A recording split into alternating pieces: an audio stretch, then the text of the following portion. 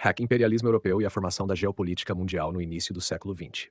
O imperialismo europeu do final do século XIX e início do século XX representou uma das transformações mais profundas da organização geopolítica mundial.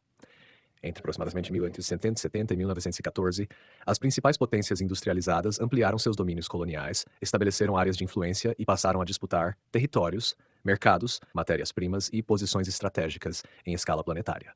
Esse processo, frequentemente denominado Novo Imperialismo, esteve diretamente relacionado à Segunda Revolução Industrial e contribuiu para transformar rivalidades econômicas e territoriais em tensões geopolíticas que ajudariam a criar as condições para a Primeira Guerra Mundial. O imperialismo não surgiu simplesmente de uma busca por territórios. Sua expansão estava relacionada às profundas transformações provocadas pela industrialização. A produção em grande escala aumentava a necessidade de matérias-primas como algodão, borracha, cobre, estanho, petróleo e diversos minerais, enquanto empresas e instituições financeiras buscavam novos mercados e oportunidades de investimento. Ao mesmo tempo, o desenvolvimento dos transportes marítimos, das ferrovias, do telégrafo e das tecnologias militares tornou possível administrar territórios muito distantes dos centros europeus. Dessa maneira, economia, tecnologia e poder militar passaram a integrar uma mesma lógica de expansão territorial. Entretanto, interpretar o imperialismo exclusivamente por fatores econômicos seria insuficiente. A expansão colonial também estava relacionada ao nacionalismo e à competição entre estados. Possuir colônias tornou-se um símbolo de prestígio internacional. Para governos europeus, controlar territórios ultramarinos significava demonstrar poder diante das outras potências. A expansão colonial adquiria, portanto, uma dimensão geopolítica. Cada território conquistado poderia significar portos, bases navais, rotas comerciais, recursos naturais e posições estratégicas capazes de aumentar o poder relativo de determinado estado. A Grã-Bretanha possuía a maior rede imperial do período. Seu domínio estendia-se por territórios na África, Ásia, América, Oceania e Oriente Médio, tendo a Índia como uma de suas possessões mais importantes. A manutenção das rotas marítimas que conectavam essas regiões era fundamental para a estratégia britânica. Por isso, pontos como Gibraltar, Malta, Chipre, o Canal de Suez, Aden e Singapura adquiriram extraordinária importância. O Império Britânico demonstra claramente uma característica essencial da geopolítica. Nem todos os territórios possuem o mesmo valor estratégico. Estreitos, canais, portos e rotas marítimas podem ser mais importantes para o poder de um Estado do que sua extensão territorial isoladamente considerada. A França constituiu igualmente um vasto império, especialmente no norte e oeste da África e no sudeste asiático. A Alemanha, Bélgica, Itália e Portugal também participaram da expansão colonial africana, enquanto outras potências disputavam áreas de influência na Ásia. A Conferência de Berlim de 1884-1895 procurou estabelecer regras para a ocupação europeia da África, acelerando um processo que posteriormente seria conhecido como Partilha da África. Em poucas décadas, quase todo o continente africano foi colocado sob domínio colonial europeu, permanecendo independentes, em condições particulares, sobretudo Etiópia e Libéria.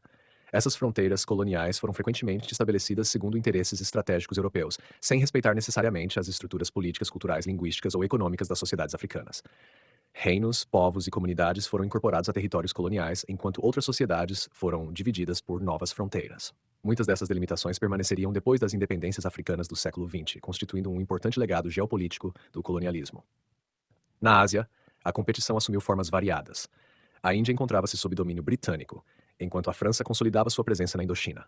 Os Países Baixos controlavam grande parte das atuais ilhas indonésias. A China, embora não tenha sido formalmente dividida em colônias europeias como grande parte da África, sofreu forte pressão estrangeira e foi submetida a concessões territoriais, tratados desiguais e áreas de influência. Além das potências europeias, Estados Unidos e Japão emergiam como forças imperialistas, demonstrando que a disputa mundial estava deixando de ser exclusivamente europeia.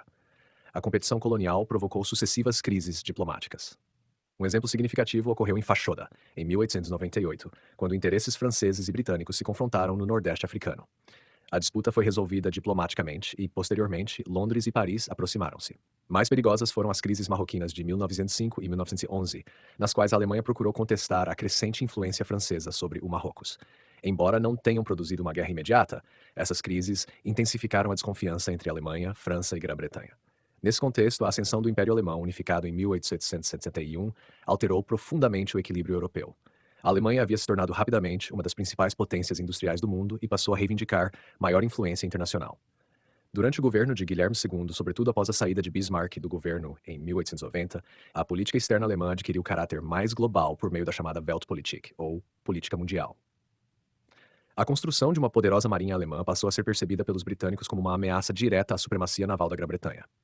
A corrida naval anglo-alemã demonstra como imperialismo, tecnologia e militarização estavam interligados. A construção de grandes encouraçados, especialmente depois do lançamento britânico do HMS Dreadnought em 1906, acelerou a competição armamentista. Simultaneamente, os grandes estados europeus ampliaram seus exércitos, desenvolveram planos de mobilização e fortaleceram suas alianças militares. A segurança de cada potência passou cada vez mais a depender da capacidade de impedir que seus adversários adquirissem uma posição dominante. Formaram-se assim dois grandes agrupamentos. De um lado estava a Tríplice Aliança, constituída por Alemanha, Áustria-Hungria e Itália. De outro, consolidou-se a Tríplice Entente, formada pela aproximação entre França, Rússia e Grã-Bretanha. Essas alianças não significavam que uma guerra mundial fosse inevitável, mas tornavam mais perigosa qualquer crise regional, pois um conflito envolvendo uma potência poderia mobilizar os compromissos e interesses das demais. A situação era especialmente explosiva nos Balcãs, região na qual o enfraquecimento do Império Otomano abriu espaço para disputas entre nacionalismos locais e grandes potências. Sérvia, Áustria-Hungria e Rússia possuíam interesses conflitantes na região. As guerras balcânicas de 1912 e 1903 mostraram como questões territoriais, étnicas e nacionais estavam combinadas às rivalidades entre os grandes estados. Quando o arquiduque Francisco Ferdinando, herdeiro do Império Austro-Húngaro, foi assassinado em Sarajevo em junho de 1914, o atentado desencadeou uma crise que rapidamente ultrapassou os limites balcânicos. Portanto, o imperialismo não deve ser considerado uma causa única e automática da Primeira Guerra Mundial. O conflito de 1914 resultou da combinação de diversos elementos: nacionalismos, rivalidades territoriais, militarização, sistemas de alianças, instabilidade balcânica, disputas econômicas e decisões políticas tomadas durante a crise de julho de 1914. Contudo, a expansão imperialista havia criado um ambiente internacional no qual as grandes potências passaram a interpretar o mundo como um espaço de competição estratégica permanente. Do ponto de vista da geografia, esse é precisamente o aspecto central do fenômeno. O imperialismo transformou territórios, mares, estreitos, canais, ferrovias, portos e recursos naturais em componentes de uma disputa mundial pelo poder. A posição geográfica de uma região podia determinar sua importância política e militar, enquanto o domínio territorial permitia projetar poder muito além das fronteiras nacionais. A própria ideia moderna de geopolítica, formulada nesse ambiente histórico, nasceu da tentativa de compreender as relações entre território, posição geográfica e poder estatal. Assim, às vésperas de 1914, o mundo estava organizado por uma hierarquia profundamente desigual. Um pequeno conjunto de potências industrializadas controlava diretamente ou influenciava grande parte do planeta. Ao mesmo tempo, essas mesmas potências competiam entre si pela ampliação e preservação de seus espaços de influência. O imperialismo europeu criou, portanto, uma primeira forma intensamente integrada de geopolítica mundial, na qual acontecimentos ocorridos na África, nos Balcãs, no Mediterrâneo ou na Ásia podiam alterar o equilíbrio de poder europeu. A Primeira Guerra Mundial seria, em grande medida, a explosão dessa ordem internacional marcada pela expansão territorial, pelo nacionalismo e pela competição entre grandes potências.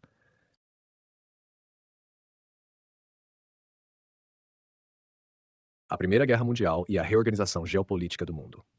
A Primeira Guerra Mundial, ocorrida entre 1914 e 1918, representou uma ruptura fundamental na organização geopolítica da Europa e do sistema internacional. Mais do que uma guerra entre estados europeus, o conflito provocou o colapso de impérios seculares, redesenhou fronteiras, criou novos países, enfraqueceu a centralidade econômica da Europa e favoreceu a ascensão dos Estados Unidos. A ordem estabelecida depois de 1918 procurou reorganizar o continente segundo princípios como o Estado Nacional e a autodeterminação dos povos, mas produziu novas contradições territoriais, econômicas e étnicas que contribuiriam para a instabilidade das décadas seguintes. Antes da guerra, grande parte da Europa Central e Oriental estava organizada em torno de grandes impérios multinacionais. O Império Austro-Húngaro reunia alemães, húngaros, tchecos, eslovacos, croatas, eslovenos, sérvios, romenos, poloneses, ucranianos e outros grupos. O Império Russo dominava um território ainda maior, incorporando diferentes povos do leste europeu, do Cáucaso e da Ásia Central. O Império Otomano, embora já estivesse em processo de retração, conservava territórios estratégicos no Oriente Médio. No centro da Europa encontrava-se o Império Alemão, criado em 1871 e transformado rapidamente em uma das maiores potências industriais e militares do mundo. A guerra destruiria ou transformaria radicalmente todos esses impérios. A primeira grande ruptura ocorreu na Rússia. As enormes perdas humanas, a crise econômica, a escassez de alimentos e o desgaste político produzido pela guerra contribuíram para as revoluções de 1917. A monarquia dos Romanov foi derrubada e, posteriormente, os bolcheviques liderados por Lenin tomaram o poder. O novo governo retirou a Rússia da guerra por meio do Tratado de Brest-Litovsk, assinado com as potências centrais em 1918.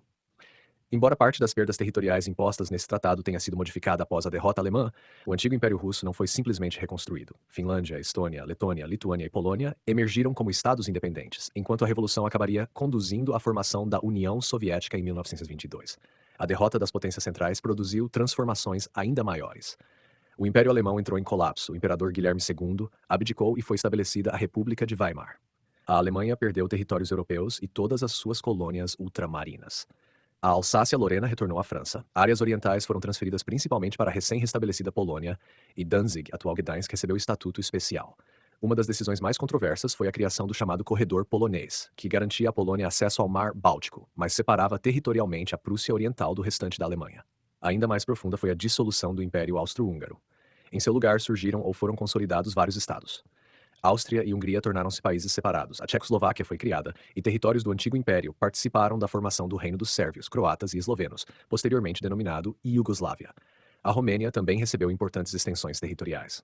O mapa da Europa Central foi, portanto, profundamente redesenhado. Essa reorganização esteve associada ao chamado princípio das nacionalidades, particularmente relacionado aos discursos do presidente norte-americano Woodrow Wilson. Segundo essa concepção, os povos deveriam, em princípio, possuir o direito de constituir seus próprios estados. A ideia da autodeterminação dos povos parecia oferecer uma solução para os problemas dos antigos impérios multinacionais. Em vez de grandes estruturas imperiais reunindo diferentes nacionalidades, a Europa deveria ser reorganizada em estados nacionais. Na prática, entretanto, era impossível construir fronteiras que correspondessem perfeitamente às distribuições étnicas. Populações de diferentes línguas, religiões e identidades viviam misturadas em numerosas regiões da Europa Central e Oriental. Assim, os novos estados também possuíam importantes minorias nacionais. Alemães passaram a viver dentro da Tchecoslováquia e da Polônia. Húngaros ficaram sob domínio de outros estados, especialmente da Romênia e da Tchecoslováquia. Poloneses, ucranianos, judeus, romenos, eslovacos, croatas, sérvios e diversos outros grupos permaneceram distribuídos por fronteiras que não correspondiam integralmente às suas identidades nacionais. O princípio da autodeterminação, portanto, foi aplicado de maneira parcial e contraditória. A dissolução do Império Otomano acrescentou outra dimensão à reorganização geopolítica. Grande parte de seus antigos territórios árabes foi colocada sob sistemas de mandato administrados principalmente pela Grã-Bretanha e pela França sob supervisão da Liga das Nações. Os britânicos exerceram influência sobre territórios como Iraque e Palestina, enquanto os franceses receberam mandatos sobre Síria e Líbano. Embora apresentados formalmente como administrações temporárias destinadas a preparar esses territórios para a independência, os mandatos mantiveram importantes características do domínio imperial europeu. Consequentemente, enquanto o princípio da autodeterminação era utilizado para justificar a formação de novos estados na Europa, ele não era aplicado de maneira equivalente às populações colonizadas da África, da Ásia e do Oriente Médio. Essa contradição é fundamental para compreender a geopolítica do pós-guerra. A Primeira Guerra enfraqueceu o sistema imperial europeu, mas não provocou imediatamente sua destruição. Grã-Bretanha e França, apesar das enormes perdas sofridas, chegaram inclusive a ampliar temporariamente suas áreas de influência por meio da redistribuição de antigas possessões alemãs e otomanas. O elemento central da nova ordem europeia foi o Tratado de Versalhes de 1919, particularmente em relação à Alemanha. O país perdeu territórios, teve suas forças militares severamente limitadas, perdeu suas colônias e foi obrigado a aceitar pesadas obrigações financeiras de reparação. O tratado também estabeleceu a responsabilidade alemã e de seus aliados pelos danos provocados pela guerra, disposição que se tornou particularmente controversa na sociedade alemã. Do ponto de vista geopolítico, Versalhes procurava resolver um problema extremamente difícil: impedir que a Alemanha voltasse a ameaçar o equilíbrio europeu, sem destruí-la completamente como Estado. A França desejava garantias de segurança diante de uma eventual recuperação alemã, enquanto britânicos e norte-americanos eram mais cautelosos diante de um enfraquecimento excessivo da Alemanha. O resultado foi uma ordem instável. A Alemanha continuava sendo um país populoso, industrializado e localizado no centro da Europa, mas encontrava-se politicamente ressentida e territorialmente limitada pela Ordem de 1919. Outra grande inovação foi a criação da Liga das Nações, organização internacional destinada a promover a cooperação entre os Estados e estabelecer mecanismos de segurança coletiva. A concepção representava uma tentativa de superar o sistema tradicional de equilíbrio de poder que havia caracterizado as relações europeias. Em princípio, uma agressão contra determinado Estado deveria ser entendida como problema de toda a comunidade internacional. Entretanto, a Liga nasceu com limitações importantes. A mais evidente foi a ausência dos próprios Estados Unidos, apesar de Woodrow Wilson ter sido um de seus principais idealizadores. O Senado norte-americano recusou a participação do país. A União Soviética permaneceu inicialmente fora da organização, enquanto a Alemanha somente seria admitida posteriormente. Além disso, a Liga não possuía forças militares próprias e dependia da disposição dos Estados-membros para aplicar suas decisões. Essas fragilidades se tornariam especialmente evidentes durante a década de 1930. Ao mesmo tempo, a guerra modificou profundamente a hierarquia econômica mundial. A Europa havia sido o principal centro financeiro, industrial e imperial do mundo durante o século XIX. Depois de 4 anos de guerra industrializada, porém, as principais economias europeias estavam endividadas e fisicamente devastadas em determinadas regiões. A Grã-Bretanha e a França permaneceram grandes potências, mas já não possuíam a mesma superioridade relativa do período anterior a 1914. Os Estados Unidos, por outro lado, emergiram consideravelmente fortalecidos. Seu território continental não havia sido devastado pela guerra, sua produção industrial havia aumentado e o país transformara-se de devedor internacional em grande credor. Nova York passou progressivamente a disputar com Londres a posição de centro financeiro mundial. Mesmo adotando, durante parte do período entre guerras, uma postura relativamente distante dos compromissos políticos europeus, os Estados Unidos já constituíam uma potência econômica sem a qual o sistema internacional dificilmente poderia funcionar. Outra consequência fundamental foi o surgimento da União Soviética como alternativa ideológica e política ao capitalismo liberal. A Revolução Russa introduziu uma divisão que se tornaria decisiva ao longo do século XX: a oposição entre capitalismo e socialismo. Embora a União Soviética estivesse inicialmente relativamente isolada, sua existência modificava a estrutura política internacional e inspirava movimentos revolucionários em diferentes partes do mundo. A guerra também contribuiu para transformar as relações entre a Europa e seus territórios coloniais. Milhões de soldados e trabalhadores provenientes da África e da Ásia participaram direta ou indiretamente do esforço de guerra europeu. Ao mesmo tempo, os discursos sobre autodeterminação e liberdade utilizados pelas potências vencedoras foram apropriados por intelectuais e movimentos nacionalistas nas colônias. Nas décadas seguintes, movimentos anticoloniais cresceriam na Índia, China, Egito, Sudeste Asiático e outras regiões. Dessa forma, embora o colonialismo europeu sobrevivesse a 1918, sua legitimidade começava a ser progressivamente questionada. Sob a perspectiva da geografia e da geopolítica, portanto, a Primeira Guerra Mundial produziu uma extraordinária reorganização territorial. O mapa europeu deixou de ser dominado por alguns grandes impérios multinacionais e passou a apresentar um número maior de estados nacionais. Entretanto, a criação dessas novas fronteiras não eliminou as disputas territoriais. Em diversos casos, simplesmente transformou antigos conflitos imperiais em disputas entre estados e minorias nacionais. A ordem criada depois de 1918 carregava assim uma profunda contradição.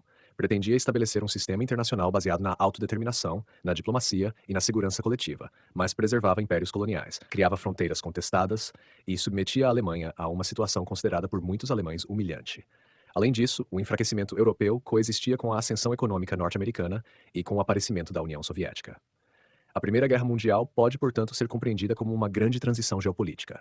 O mundo anterior a 1914, dominado pelas potências imperiais europeias, começava a desaparecer, enquanto uma nova configuração ainda instável tomava forma. A Europa continuava no centro das relações internacionais, mas sua supremacia já estava sendo corroída.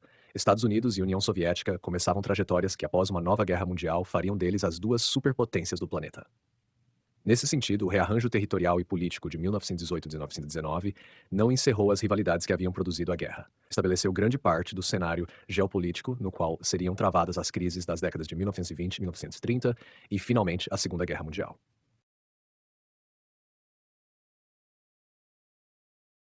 A crise de 1929 e a transformação da geopolítica mundial. A crise econômica de 1929 representou muito mais do que uma grande recessão do capitalismo internacional.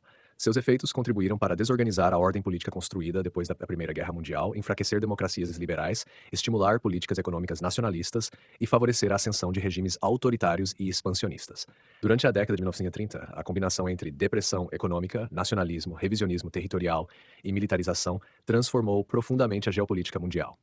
A Alemanha, Itália e Japão passaram a defender abertamente a alteração da ordem internacional existente, enquanto as democracias ocidentais encontraram dificuldades para construir uma resposta coordenada.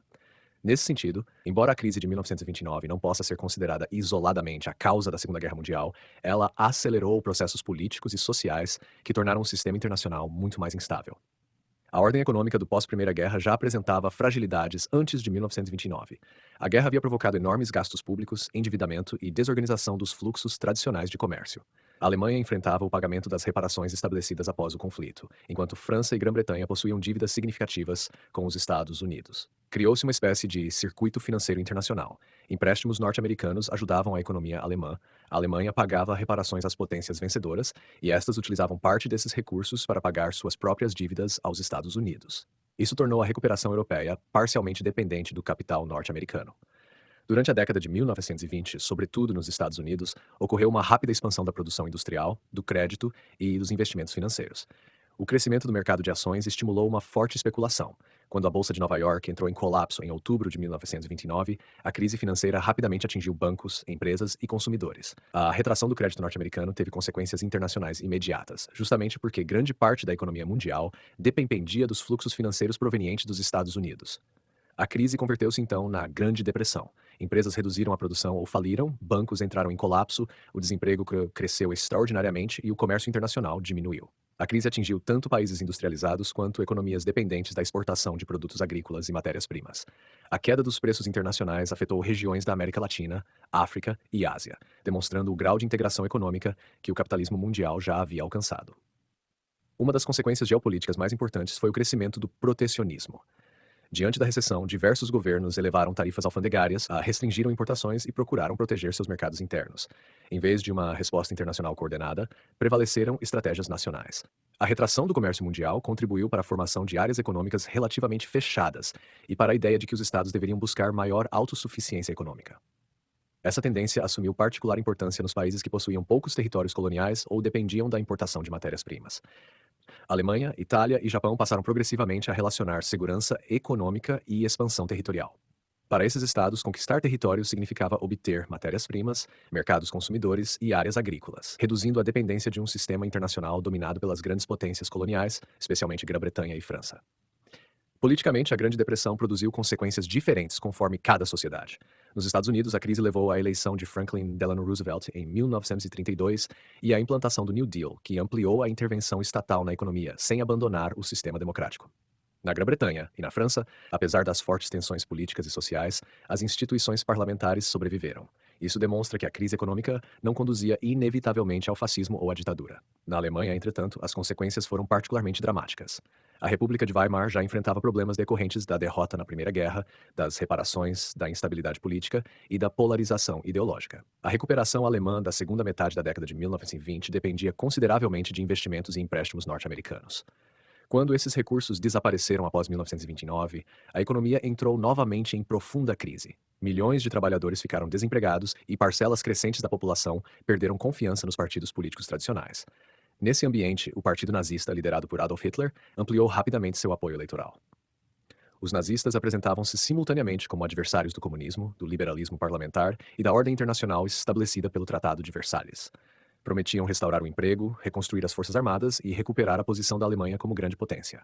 Em janeiro de 1933, Hitler tornou-se chanceler e, nos meses seguintes, destruiu progressivamente as instituições democráticas alemãs, estabelecendo uma ditadura totalitária. O projeto nazista possuía uma dimensão profundamente geopolítica e territorial. Hitler defendia a reunião das populações consideradas alemãs em um mesmo estado e a conquista de Lebensraum, ou espaço vital, principalmente na Europa Oriental. Esse projeto combinava nacionalismo extremo, racismo, antissemitismo, anticomunismo e expansionismo territorial. A política externa alemã passou, portanto, a procurar deliberadamente a revisão da ordem estabelecida em 1919. A Alemanha abandonou as limitações militares de Versalhes, iniciou um intenso programa de rearmamento e restabeleceu o serviço militar obrigatório. Em 1936, tropas alemãs remilitarizaram a Renânia. Em 1938, ocorreu a anexação da Áustria, o Anschluss. No mesmo ano, a Alemanha exigiu os Sudetos, região da Tchecoslováquia, habitada por numerosa população germanófona. Pelo Acordo de Munique, Grã-Bretanha e França aceitaram a transferência da região para a Alemanha na esperança de evitar uma nova guerra. Poucos meses depois, porém, Hitler ocupou o restante das terras tchecas, demonstrando que suas ambições ultrapassavam a simples revisão das fronteiras de Versalhes. Na Itália, o fascismo havia chegado ao poder antes da crise de 1929, com Benito Mussolini em 1922. Portanto, a Grande Depressão não explica a origem do fascismo italiano. Entretanto, a deterioração da economia internacional e o fortalecimento das políticas nacionalistas favoreceram a radicalização do regime. Mussolini procurava construir uma esfera de influência italiana no Mediterrâneo e na África, apresentando a expansão territorial como demonstração da recuperação da grandeza nacional. A invasão italiana da Etiópia em 1975 revelou a fragilidade da ordem internacional. A Etiópia era membro da Liga das Nações, que condenou a agressão e impôs algumas sanções à Itália, mas não conseguiu impedir a conquista. O episódio mostrou que o princípio da segurança coletiva tinha pouca eficácia quando grandes potências não estavam dispostas a assumir os custos políticos e militares necessários para aplicá-lo. Ao mesmo tempo, o Japão desenvolvia seu próprio projeto expansionista na Ásia. A industrialização japonesa havia transformado o país em grande potência, mas sua economia dependia fortemente da importação de matérias-primas. A crise econômica internacional reforçou os setores militares que defendiam a expansão territorial como solução para essa vulnerabilidade. Em 1931, o Japão ocupou a Manchúria, no nordeste da China, estabelecendo o estado fantoche de Manchukuo. Quando a Liga das Nações condenou a ação, o Japão abandonou a organização. Em 1937, iniciou-se uma guerra em grande escala contra a China. Desse modo, durante a década de 1930, consolidaram-se três grandes projetos revisionistas: Alemanha na Europa, Itália no Mediterrâneo e na África e Japão no leste asiático. Embora possuíssem interesses e características próprias, esses estados compartilhavam a rejeição de aspectos importantes da ordem internacional estabelecida depois da Primeira Guerra Mundial. Posteriormente, sua aproximação produziria o chamado Eixo Roma-Berlim-Tóquio. Enquanto isso, Grã-Bretanha e França adotaram durante parte da década uma política conhecida como apaziguamento. Essa postura tinha diversas motivações. As sociedades britânica e francesa ainda carregavam o trauma da Primeira Guerra Mundial. A Grande Depressão dificultava novos gastos militares. Parte dos dirigentes considerava algumas reivindicações alemãs justificáveis diante das severas condições de Versalhes, e o medo do comunismo soviético também influenciava determinados setores políticos. A intenção era satisfazer algumas demandas territoriais alemãs para evitar outra guerra geral. A estratégia fracassou porque as ambições de Hitler eram muito mais amplas. Quando a Alemanha invadiu a Polônia em setembro de 1939, Grã-Bretanha e França declararam guerra. A crise europeia transformou-se na Segunda Guerra Mundial, que posteriormente se integraria aos conflitos já existentes na Ásia e adquiriria dimensão verdadeiramente global. A crise de 1929 também produziu consequências importantes fora da Europa. Na América Latina, a queda das exportações abalou economias dependentes da venda de produtos primários. Diversos países passaram a estimular a industrialização interna por meio da substituição de importações e a ampliar a intervenção do Estado na economia. Em alguns casos, a crise também contribuiu para mudanças políticas, golpes e fortalecimento de governos centralizadores. A depressão, portanto, não modificou apenas as relações entre as grandes potências, alterou também a organização econômica e política de numerosas sociedades periféricas. Do ponto de vista da geografia, a década de 1930 mostra como crises econômicas podem transformar a organização política do espaço mundial. A retração do comércio internacional ou políticas de autossuficiência. A competição por matérias-primas aumentou a importância estratégica de determinados territórios, e estados revisionistas passaram a buscar pela conquista aquilo que não conseguiam garantir por meio do comércio internacional. Território, recursos naturais, indústria e poder militar tornaram-se dimensões profundamente interligadas. A crise de 1929 deve, portanto, ser entendida como um poderoso acelerador da crise da ordem internacional do entreguerras. Ela não criou sozinha o fascismo, o nazismo ou o militarismo japonês, cujas origens eram anteriores e específicas, mas enfraqueceu as democracias, aumentou a polarização política, desorganizou a cooperação econômica internacional e fortaleceu projetos nacionalistas e expansionistas. A década de 1930 assistiu, assim, à substituição progressiva da frágil tentativa de segurança coletiva estabelecida depois de 1918 por uma política de rearmamento, conquista territorial e formação de blocos rivais. Quando a Segunda Guerra Mundial começou, em 1939, portanto, estava chegando ao fim não apenas a ordem criada pelo Tratado de Versalhes, mas toda uma fase da geopolítica mundial. O fracasso da Liga das Nações, a expansão da Alemanha, da Itália e do Japão e a incapacidade das potências democráticas de preservar o equilíbrio internacional demonstravam que o sistema construído após a Primeira Guerra havia entrado em colapso. A guerra que se seguiu destruiria definitivamente a antiga supremacia europeia e abriria caminho para uma estrutura internacional inteiramente diferente. A ordem bipolar, dominada pelos Estados Unidos e pela União Soviética, característica central da Guerra Fria.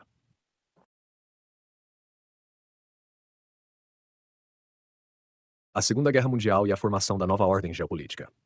A Segunda Guerra Mundial, ocorrida entre 1939 e 1945, representou uma das maiores rupturas geopolíticas da história contemporânea. Se a Primeira Guerra Mundial havia enfraquecido a ordem europeia construída no século XIX, a Segunda praticamente encerrou a época em que as potências europeias constituíam isoladamente o centro do sistema internacional. Alemanha, Itália e Japão foram derrotados. França e Reino Unido, embora vencedores, saíram profundamente enfraquecidos. Os impérios coloniais começaram a entrar em acelerado processo de dissolução. E duas potências continentais emergiram em posição dominante, Estados Unidos e União Soviética. Dessa transformação nasceu a ordem bipolar que caracterizaria a Guerra Fria.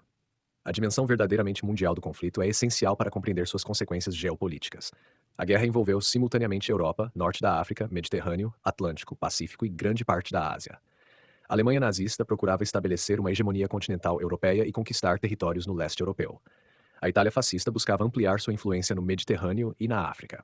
E o Japão pretendia construir uma extensa área de domínio no leste e sudeste asiático.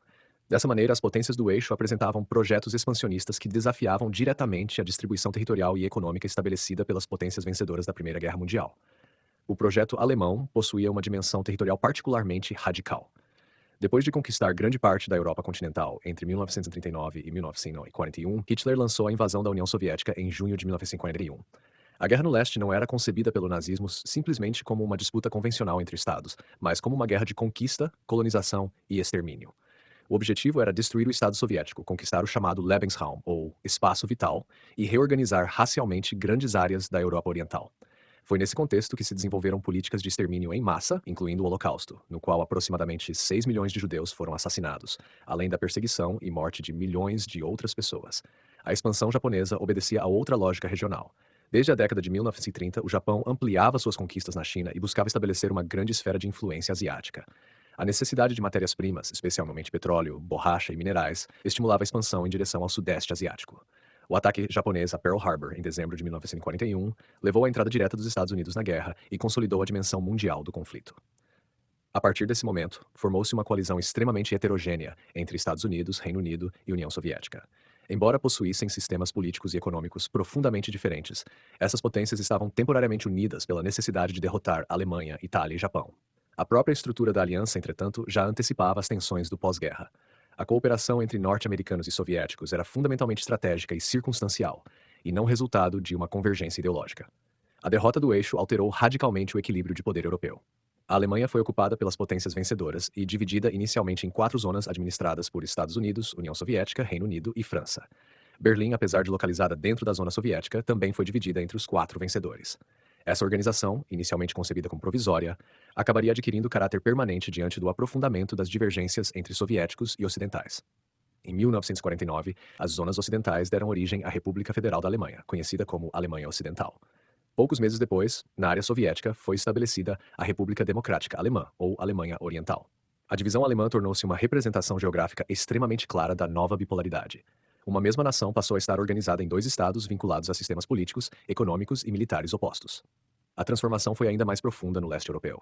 O Exército Vermelho havia avançado até o centro da Europa durante a derrota da Alemanha nazista e permanecia presente em diversos territórios. Polônia, Hungria, Romênia, Bulgária, Tchecoslováquia e posteriormente Alemanha Oriental passaram progressivamente a possuir governos socialistas vinculados a Moscou. A União Soviética formava, assim, uma extensa zona de segurança entre seu território e a Europa Ocidental. A preocupação soviética possuía uma dimensão histórica e geográfica importante. A Rússia e posteriormente a União Soviética haviam sido invadidas repetidamente pelo Oeste. A invasão alemã de 1941 fora particularmente devastadora, causando dezenas de milhões de mortes soviéticas. Para Stalin, portanto, controlar politicamente a Europa Oriental significava estabelecer uma espécie de zona tampão capaz de dificultar futuras invasões. Para os governos ocidentais, entretanto, essa expansão representava a imposição do poder soviético sobre países europeus e a expansão do comunismo. A Europa passou dessa maneira a ser dividida em 2 grandes áreas geopolíticas. No oeste predominavam democracias liberais e economias capitalistas vinculadas aos Estados Unidos. No leste consolidavam-se regimes socialistas alinhados à União Soviética. Em 1946, Winston Churchill popularizou a expressão cortina de ferro para representar essa divisão política e ideológica do continente. A nova distribuição do poder era consequência também da extraordinária destruição provocada pela guerra. A Alemanha e grande parte da Europa Central estavam devastadas. A União Soviética sofrera perdas humanas e materiais gigantescas, mas emergira militarmente poderosa e controlando uma vasta área territorial. França e Reino Unido permaneciam importantes estados, mas encontravam-se economicamente enfraquecidos e cada vez mais incapazes de sustentar sozinhos seus vastos impérios e sua antiga posição de predominância internacional. Os Estados Unidos, ao contrário, emergiram em posição excepcionalmente favorável. Seu território continental praticamente não havia sofrido destruição direta. Sua indústria crescera extraordinariamente durante a guerra, sua capacidade financeira era enorme e suas forças armadas estavam presentes em diferentes regiões do planeta. Além disso, em 1945, os Estados Unidos possuíam temporariamente o monopólio da bomba atômica, demonstrado pelos ataques contra Hiroshima e Nagasaki. O poder norte-americano reunia, portanto, dimensões econômicas, industriais, financeiras, militares e tecnológicas. Assim, a antiga ordem predominantemente multipolar, baseada na competição entre várias grandes potências europeias, começou a ser substituída por uma estrutura bipolar.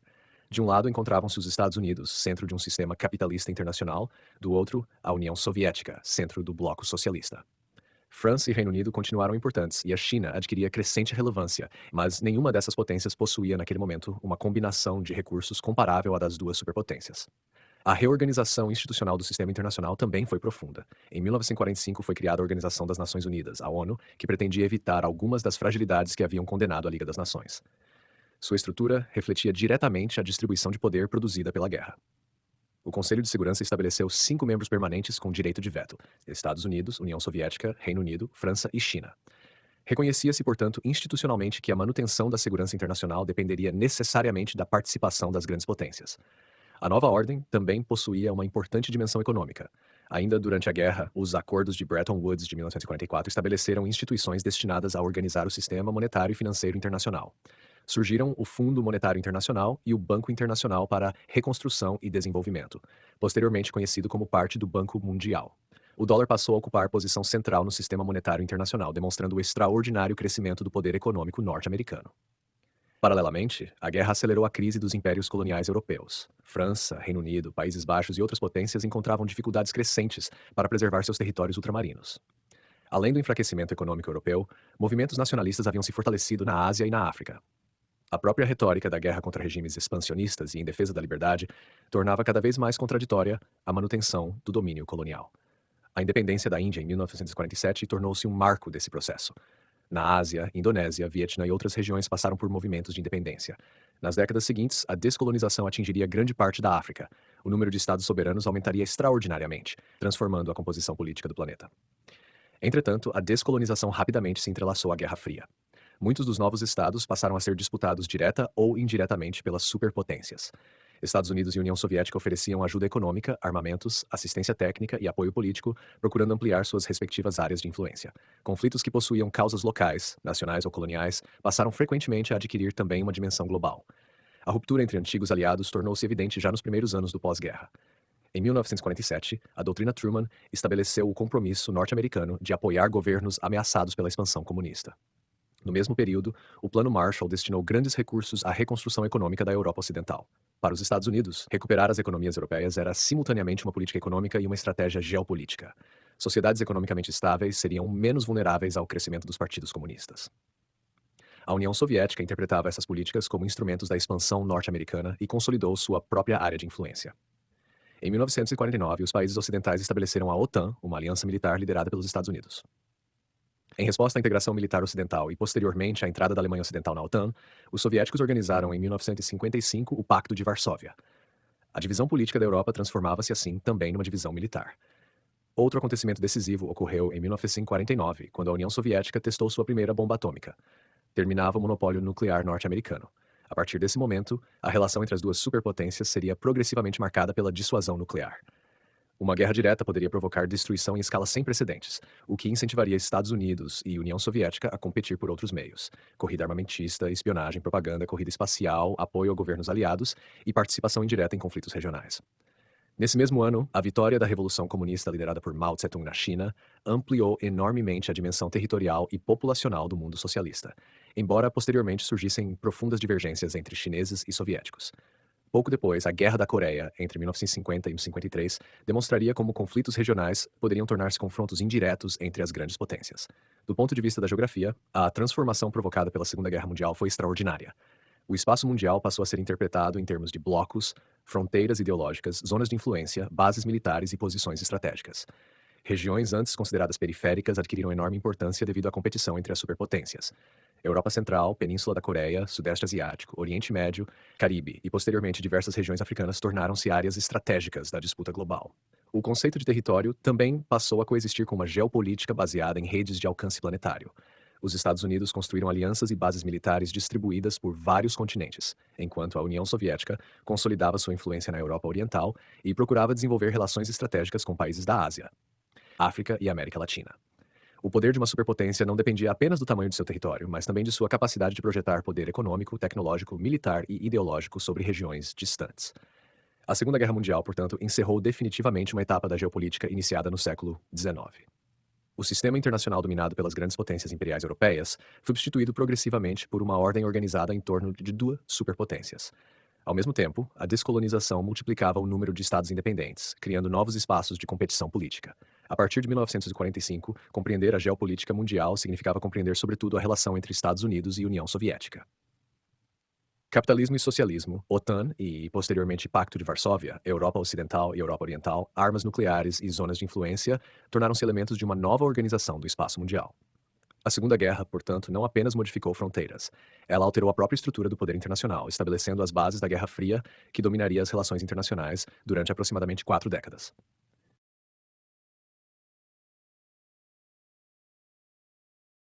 A estrutura geopolítica da Guerra Fria e a disputa entre Estados Unidos e União Soviética. A Guerra Fria foi o sistema de rivalidade política, econômica, militar, tecnológica e ideológica que estruturou grande parte das relações internacionais entre o final da Segunda Guerra Mundial e a dissolução da União Soviética, em 1991. Seu elemento fundamental foi a bipolaridade. Estados Unidos e União Soviética emergiram de 1945 como as duas principais superpotências e passaram a organizar extensas áreas de influência. Apesar da intensidade dessa rivalidade, norte-americanos e soviéticos evitaram uma guerra direta de grandes proporções entre si, sobretudo porque o desenvolvimento das armas nucleares tornou um confronto dessa natureza potencialmente catastrófico. Assim, a Guerra Fria combinou uma extraordinária militarização do planeta com mecanismos de contenção que impediram que a competição entre as superpotências se transformasse em uma terceira guerra mundial. O conflito possuía inicialmente uma dimensão ideológica evidente. Os Estados Unidos apresentavam-se como defensores das democracias liberais, da propriedade privada e da economia capitalista de mercado, enquanto a União Soviética defendia um sistema socialista baseado na propriedade estatal dos principais meios de produção, na economia planificada e no domínio político dos partidos comunistas. Entretanto, reduzir a Guerra Fria a uma simples disputa entre capitalismo e socialismo seria insuficiente. Tratava-se igualmente de uma competição geopolítica tradicional entre grandes potências que buscavam segurança, aliados, bases militares, acesso a recursos estratégicos e influência sobre diferentes regiões do mundo. A divisão tornou-se particularmente clara na Europa. A presença do Exército Vermelho no leste europeu, após a derrota da Alemanha, permitiu à União Soviética consolidar governos socialistas na Polônia, Hungria, Romênia, Bulgária, Tchecoslováquia e Alemanha Oriental, entre outros países. Esses territórios formavam uma extensa área de influência soviética e funcionavam também como uma zona de segurança diante da Europa Ocidental. Os Estados Unidos, por sua vez, assumiram progressivamente a função de principal potência protetora da Europa Ocidental. Em 1947, o presidente Harry Truman formulou a doutrina Truman, baseada na política de contenção do comunismo. A estratégia norte-americana não consistia necessariamente em eliminar os governos socialistas já existentes, mas, sobretudo, em impedir que a influência soviética continuasse se expandindo para novas regiões. A contenção possuía uma importante dimensão econômica. Entre 1948 e 1952, o Plano Marshall transferiu grandes recursos para a reconstrução das economias da Europa Ocidental. Embora tivesse objetivos econômicos concretos, o programa também era um instrumento geopolítico. Sociedades economicamente recuperadas e politicamente estáveis seriam menos vulneráveis ao fortalecimento dos partidos comunistas. A reconstrução europeia também favorecia a retomada dos mercados internacionais fundamentais para a economia norte-americana. A União Soviética respondeu consolidando sua própria esfera econômica. Em 1949 foi criado o Comecon, destinado a organizar a cooperação econômica entre os países socialistas. Formaram-se assim dois espaços econômicos parcialmente distintos, um sistema capitalista internacional progressivamente integrado aos Estados Unidos e outro socialista estruturado em torno da União Soviética. Essa divisão econômica foi acompanhada pela formação de alianças militares. Em 1949, Estados Unidos, Canadá e diversos países europeus criaram a Organização do Tratado do Atlântico Norte, a OTAN. Seu princípio básico estabelecia que um ataque contra um de seus membros seria considerado uma agressão contra todos. A aliança significava que os Estados Unidos assumiam formalmente um compromisso militar permanente com a defesa da Europa Ocidental. Em 1955, a União Soviética e seus aliados do leste europeu estabeleceram o Pacto de Varsóvia. A Europa passou, portanto, a apresentar uma divisão territorial e militar muito clara. De um lado estavam os países integrados à OTAN, de outro, os integrantes do Pacto de Varsóvia. Entre ambos existiam alguns estados neutros ou não alinhados. A fronteira entre as duas áreas transformou-se numa das linhas geopolíticas mais militarizadas do planeta. Nenhum lugar simbolizou melhor essa divisão do que a Alemanha. Em 1949, a divisão das zonas de ocupação resultou na criação da Alemanha Ocidental e da Alemanha Oriental. Berlim também permaneceu dividida. Em 1961, o governo da Alemanha Oriental construiu o Muro de Berlim, separando fisicamente as duas partes da cidade. O muro tornou-se uma das imagens mais poderosas da Guerra Fria, porque materializava geograficamente a divisão política e ideológica da Europa. Entretanto, o principal elemento que explica por que a Guerra Fria não se transformou numa guerra direta entre as duas superpotências foi o desenvolvimento das armas nucleares. Os Estados Unidos utilizaram as primeiras bombas atômicas contra Hiroshima e Nagasaki em 1955. Em 1949, a União Soviética realizou seu primeiro teste nuclear. Nos anos seguintes, ambas desenvolveram bombas de hidrogênio, muito mais destrutivas, e sistemas cada vez mais sofisticados para transportá-las. A corrida nuclear produziu uma situação historicamente peculiar. Quanto maior se tornava o poder militar das superpotências, mais perigosa se tornava uma guerra direta entre elas. A partir do momento em que ambos os lados adquiriram capacidade de sobreviver a um primeiro ataque nuclear e responder com uma devastadora retaliação, estabeleceu-se aquilo que ficou conhecido como destruição mútua assegurada. Essa situação fundamentava a chamada dissuasão nuclear. O objetivo principal das armas nucleares passou a ser impedir que o adversário utilizasse as suas. Uma potência não atacaria porque sabia que seria destruída pela resposta adversária.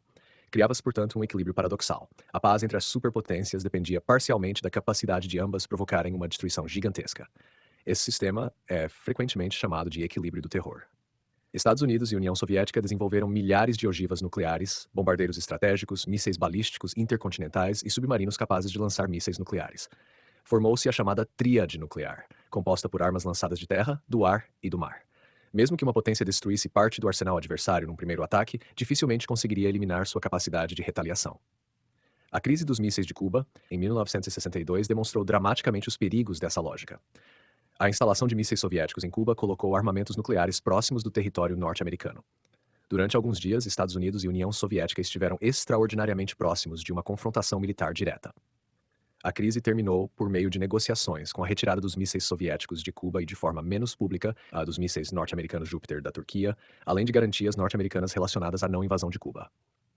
A experiência cubana reforçou a percepção de que era necessário criar mecanismos para administrar as crises. Foi estabelecida uma comunicação direta entre Washington e Moscou, e posteriormente surgiram acordos destinados a limitar determinados aspectos da corrida nuclear.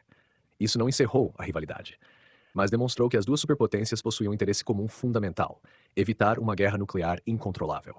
A competição, por isso, deslocou-se frequentemente para conflitos indiretos. Em vez de combaterem diretamente, Estados Unidos e União Soviética apoiavam governos, movimentos revolucionários ou forças militares em diferentes regiões.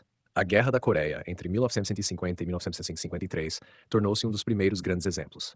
A Coreia do Norte recebeu apoio soviético e, sobretudo, chinês, enquanto a Coreia do Sul foi defendida por forças internacionais lideradas pelos Estados Unidos. O conflito terminou sem uma unificação da península, consolidando aproximadamente a divisão existente. A Guerra do Vietnã constituiu outro caso fundamental. Os Estados Unidos intervieram progressivamente para impedir a vitória do Vietnã do Norte comunista e de seus aliados no Sul. A União Soviética e a China forneceram apoio ao Vietnã do Norte. Apesar de sua enorme superioridade tecnológica e militar, os Estados Unidos não conseguiram atingir seus objetivos políticos e retiraram suas forças em 1963. Em 1975, o Vietnã foi reunificado sob um governo comunista. Outras regiões também foram incorporadas à competição. Oriente Médio, África e América Latina tornaram-se espaços estratégicos. Golpes de Estado, guerras civis, revoluções e movimentos de independência frequentemente recebiam apoio externo. Em muitos casos, conflitos originados por problemas sociais, étnicos, territoriais ou coloniais locais acabavam adquirindo uma dimensão internacional, porque uma ou ambas as superpotências decidiam apoiar determinado lado. Esse fenômeno é fundamental para uma interpretação geográfica da Guerra Fria. O planeta passou a ser percebido pelas superpotências como um conjunto de áreas estratégicas. Determinados territórios eram considerados fundamentais por sua localização, recursos naturais, acesso a mares, proximidade das fronteiras adversárias ou importância para rotas comerciais e militares. Oriente Médio e Golfo Pérsico, por exemplo, possuíam enorme importância devido às reservas de petróleo. O Mediterrâneo permitia acesso entre Europa, África e Oriente Médio, enquanto regiões do Sudeste Asiático eram vistas como fundamentais para impedir novas expansões comunistas. A disputa também ocorreu no campo tecnológico. O lançamento soviético do satélite Sputnik em 1957 demonstrou que a União Soviética possuía capacidade avançada de foguetes. Em 1961, Yuri Gagarin tornou-se o primeiro ser humano a viajar ao espaço. Os Estados Unidos responderam com grandes investimentos científicos e tecnológicos, culminando na chegada dos astronautas da missão Apollo 11 à Lua em 1969.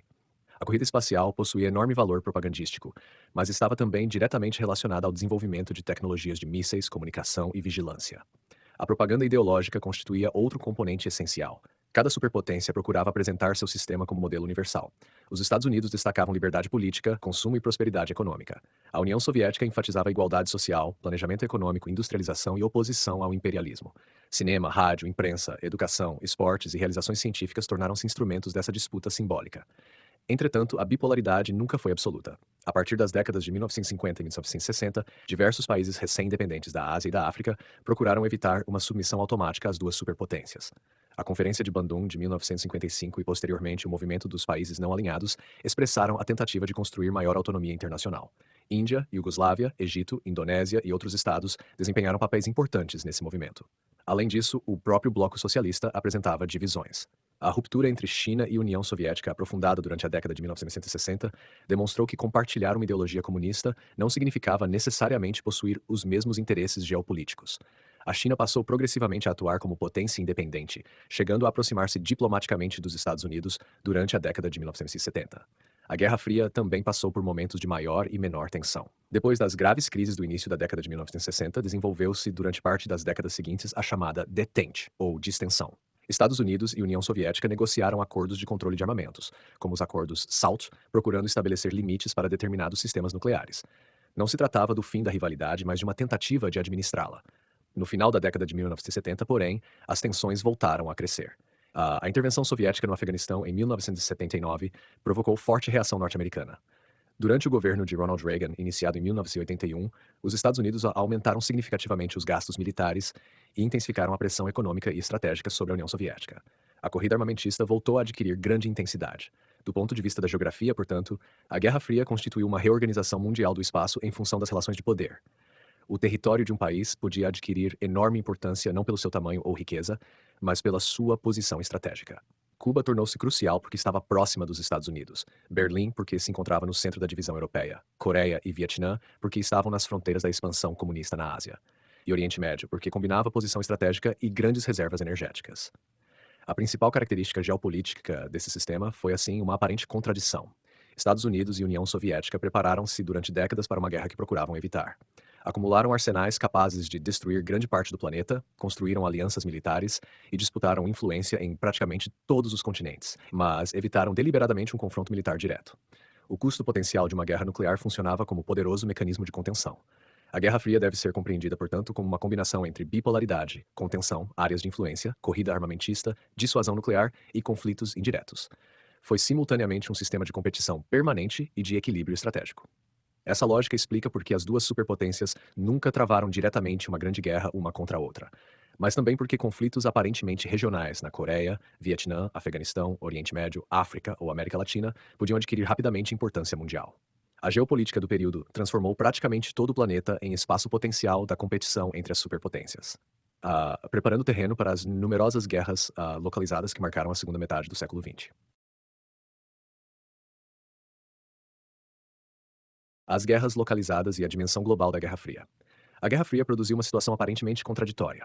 Estados Unidos e União Soviética evitaram uma guerra direta entre si, sobretudo pelo risco de destruição nuclear, mas participaram direta ou indiretamente de numerosos conflitos na Ásia, na África, no Oriente Médio e na América Latina. Essas chamadas guerras localizadas, ou guerras por procuração, tornaram-se uma das principais formas assumidas pela disputa entre as superpotências. Entretanto, seria incorreto interpretá-las apenas como confrontos entre Washington e Moscou. Muitas possuíam causas próprias: nacionalismos, disputas territoriais, guerras civis, revoluções sociais, conflitos étnicos e lutas anticoloniais, que foram posteriormente incorporadas à lógica bipolar da Guerra Fria. Essa característica esteve profundamente relacionada à transformação do espaço mundial depois de 1945. A Europa havia sido o principal centro das rivalidades internacionais durante a primeira metade do século XX, mas a descolonização da Ásia e da África multiplicou o número de estados independentes. Entre as décadas de 1940 e 1970, dezenas de antigas colônias europeias conquistaram sua soberania. Esses novos países precisavam construir instituições políticas, organizar economias nacionais, estabelecer fronteiras e definir sua posição diante das duas superpotências. Ao mesmo tempo, muitos herdaram fronteiras coloniais, desigualdades sociais e conflitos internos. Foi nesse contexto que se difundiu a expressão terceiro mundo. Originalmente, o conceito não significava simplesmente pobreza ou subdesenvolvimento. Indicava, de maneira geral, os países que não pertenciam ao primeiro mundo capitalista desenvolvido nem ao segundo mundo socialista. Grande parte da Ásia, da África e da América Latina passou a ser compreendida dessa maneira. Essas regiões adquiriram enorme importância geopolítica porque Estados Unidos e União Soviética perceberam que a distribuição futura do poder mundial dependeria, em parte, das escolhas políticas desses novos estados. Para os Estados Unidos, uma preocupação central era impedir a expansão do comunismo. A política de contenção estabelecida no início da Guerra Fria foi progressivamente aplicada em escala mundial. A vitória da Revolução Comunista Chinesa em 1949 intensificou essa percepção. Em determinados círculos políticos norte-americanos desenvolveu-se a chamada teoria do dominó, segundo a qual a transformação de um país em Estado comunista poderia favorecer processos semelhantes nos países vizinhos. A União Soviética, por sua vez, procurava ampliar sua influência apoiando governos e movimentos que se apresentavam como socialistas, anti-imperialistas ou contrários às potências ocidentais. Contudo, Moscou também agia pragmaticamente e estabelecia relações com governos que não eram propriamente comunistas, quando isso favorecia seus interesses estratégicos. Dessa maneira, a ideologia coexistia constantemente com cálculos tradicionais de poder. Um dos primeiros grandes conflitos dessa nova realidade foi a Guerra da Coreia, entre 1950 e 1953. Depois da derrota japonesa em 1945, a Península Coreana havia sido dividida aproximadamente pelo paralelo 38. No norte, estabeleceu-se um governo comunista liderado por Kim Il-sung, apoiado pela União Soviética. No sul, formou-se um governo anticomunista apoiado pelos Estados Unidos. Em 1950, forças norte-coreanas invadiram o sul. Os Estados Unidos intervieram sob mandato das Nações Unidas, enquanto a China comunista posteriormente enviou grande quantidade de tropas em apoio à Coreia do Norte. A União Soviética forneceu equipamentos e assistência, mas evitou uma participação militar aberta que pudesse provocar confronto direto com os norte-americanos. Depois de 3 anos de guerra e enormes perdas humanas, um armistício restabeleceu aproximadamente a divisão anterior. A península permaneceu separada entre Coreia do Norte e Coreia do Sul, situação que persiste. A Guerra da Coreia estabeleceu um importante padrão. Uma disputa originalmente relacionada à divisão política de um território transformava-se em confronto internacional porque diferentes potências apoiavam lados opostos. Ao mesmo tempo, existiam limites tácitos. Estados Unidos e União Soviética procuravam impedir que o conflito ultrapassasse determinado nível e desencadeasse uma guerra generalizada. Esse padrão tornou-se ainda mais evidente no Vietnã. A origem do conflito vietnamita estava profundamente ligada ao colonialismo francês. O movimento liderado por Ho Chi Minh lutava pela independência do país e possuía simultaneamente características nacionalistas e comunistas. Depois da derrota francesa em Dien Bien Phu, em 1954, o Vietnã foi provisoriamente dividido entre um governo comunista no norte e um governo anticomunista no sul. Os Estados Unidos passaram progressivamente a apoiar o Vietnã do Sul, temendo que uma vitória comunista alterasse o equilíbrio político do Sudeste Asiático. Durante a década de 1960, a intervenção norte-americana tornou-se maciça, envolvendo centenas de milhares de soldados. O Vietnã do Norte, por sua vez, recebeu armas e assistência da União Soviética e da China. A guerra demonstrou os limites do poder militar convencional. Apesar de sua enorme superioridade tecnológica, os Estados Unidos enfrentaram dificuldades para transformar essa vantagem em controle político do território.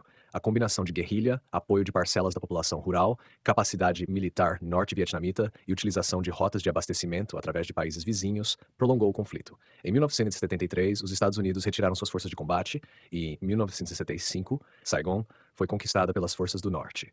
No ano seguinte, o país foi oficialmente reunificado como República Socialista do Vietnã. O Vietnã tornou-se um exemplo fundamental de como fatores locais e globais se combinavam. Para Washington, tratava-se de conter o comunismo. Para Moscou e Pequim, apoiar o Vietnã significava ampliar influência e enfraquecer os Estados Unidos. Para grande parte dos revolucionários vietnamitas, porém, a guerra fazia parte de uma longa luta pela independência e reunificação nacional. Portanto, diferentes atores participavam do mesmo conflito por razões distintas. Na África, a descolonização também se entrelaçou profundamente à Guerra Fria. Depois de 1945, movimentos nacionalistas desafiaram os impérios britânico, francês, belga e português. A maior parte do continente tornou-se independente entre as décadas de 1950 e 1970. Contudo, muitos novos estados possuíam instituições frágeis, economias dependentes da exportação de matérias-primas e fronteiras herdadas do colonialismo. Um caso particularmente significativo foi Angola. Depois da independência de Portugal, em 1975, diferentes movimentos disputaram o poder. O MPLA recebeu importante apoio da União Soviética e de Cuba, enquanto seus adversários, especialmente a UNITA, receberam apoio de potências como Estados Unidos e África do Sul em diferentes momentos. Milhares de soldados cubanos foram enviados para Angola. Uma guerra civil africana transformou-se assim em parte da competição internacional. Situação semelhante ocorreu em outros países africanos. No Congo, depois da independência da Bélgica em 1960, conflitos internos foram rapidamente internacionalizados.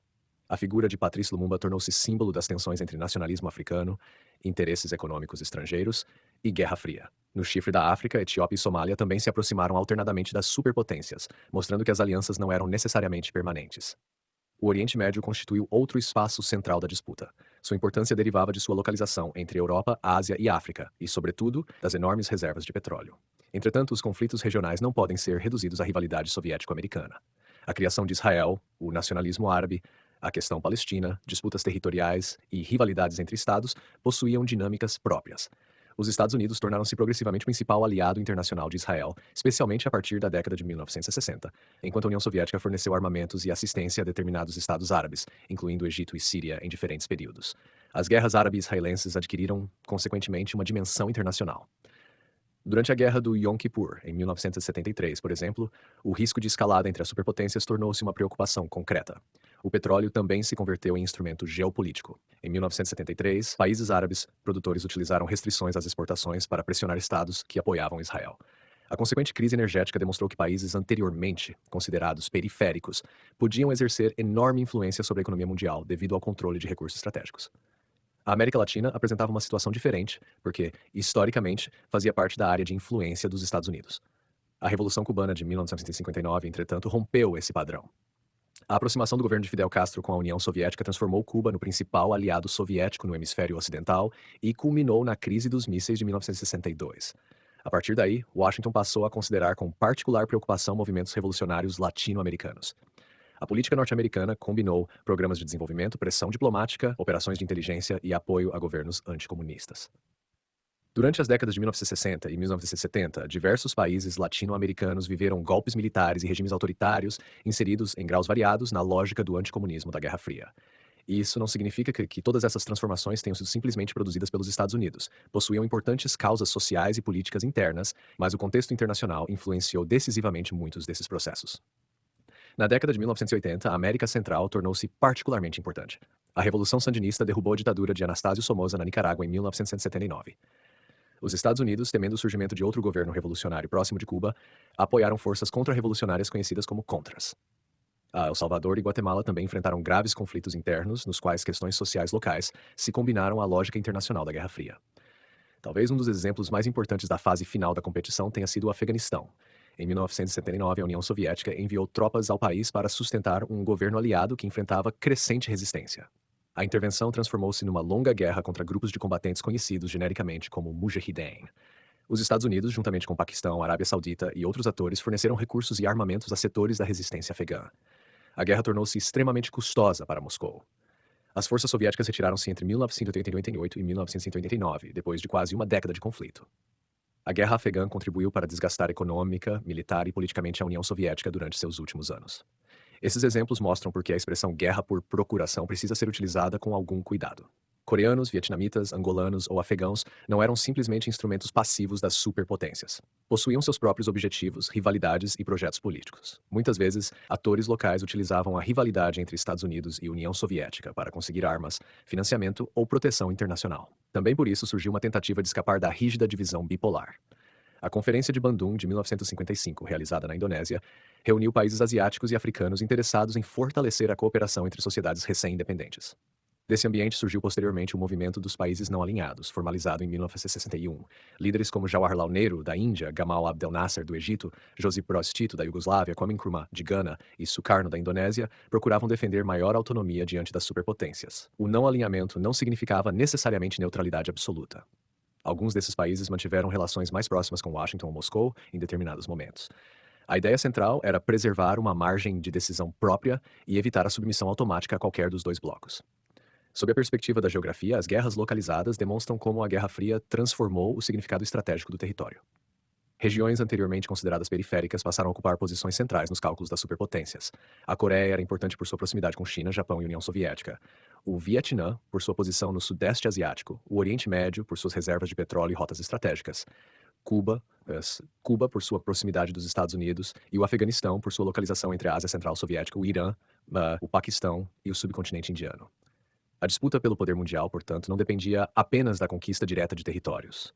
Dependia também da formação de áreas de influência, da instalação de bases militares, do controle de rotas marítimas, acesso a matérias-primas e da capacidade de estabelecer governos aliados. A geopolítica da Guerra Fria adquiriu uma escala verdadeiramente planetária. A grande característica dessas guerras foi, finalmente, a combinação de problemas locais com uma estrutura global de poder. Movimentos anticoloniais, revoluções sociais, disputas territoriais e guerras civis podiam existir independentemente da rivalidade entre Estados Unidos e União Soviética, mas a intervenção das superpotências frequentemente aumentava a quantidade de recursos disponíveis, prolongava os conflitos e ampliava suas consequências. Por isso, enquanto a Europa permaneceu relativamente estável sob o equilíbrio nuclear e a divisão entre OTAN e Pacto de Varsóvia, grande parte da violência da Guerra Fria concentrou-se na Ásia, África, Oriente Médio e América Latina. O paradoxo central da ordem bipolar tornou-se evidente. A dissuasão nuclear ajudou a impedir uma guerra direta entre as superpotências, mas não produziu uma paz mundial. Pelo contrário, deslocou grande parte da competição para conflitos regionais, fazendo das sociedades do chamado Terceiro Mundo alguns dos principais campos de disputa da geopolítica internacional durante a segunda metade do século XX. A Revolução Cubana, a crise dos mísseis e a Guerra Fria na América Latina. A Revolução Cubana de 1959 representou uma das mais importantes alterações geopolíticas ocorridas na América Latina durante a Guerra Fria. Até então, o continente americano era considerado pelos Estados Unidos parte fundamental de sua área de influência, construída historicamente desde a doutrina Monroe, no século XIX, e fortalecida ao longo da primeira metade do século XX. O estabelecimento de um governo revolucionário em Cuba, a poucos quilômetros do território norte-americano, e sua posterior aproximação com a União Soviética modificaram profundamente essa situação.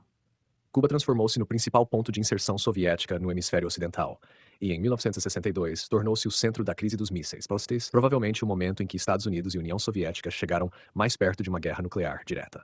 Ao mesmo tempo, a experiência cubana exerceu enorme influência sobre movimentos revolucionários latino-americanos e contribuiu para intensificar a política anticomunista dos Estados Unidos na região. Para compreender essa transformação, é necessário considerar a posição que Cuba ocupava antes da Revolução. A ilha havia conquistado sua independência da Espanha no contexto da Guerra Hispano-Americana de 1898, mas permaneceu submetida à forte influência econômica e política dos Estados Unidos.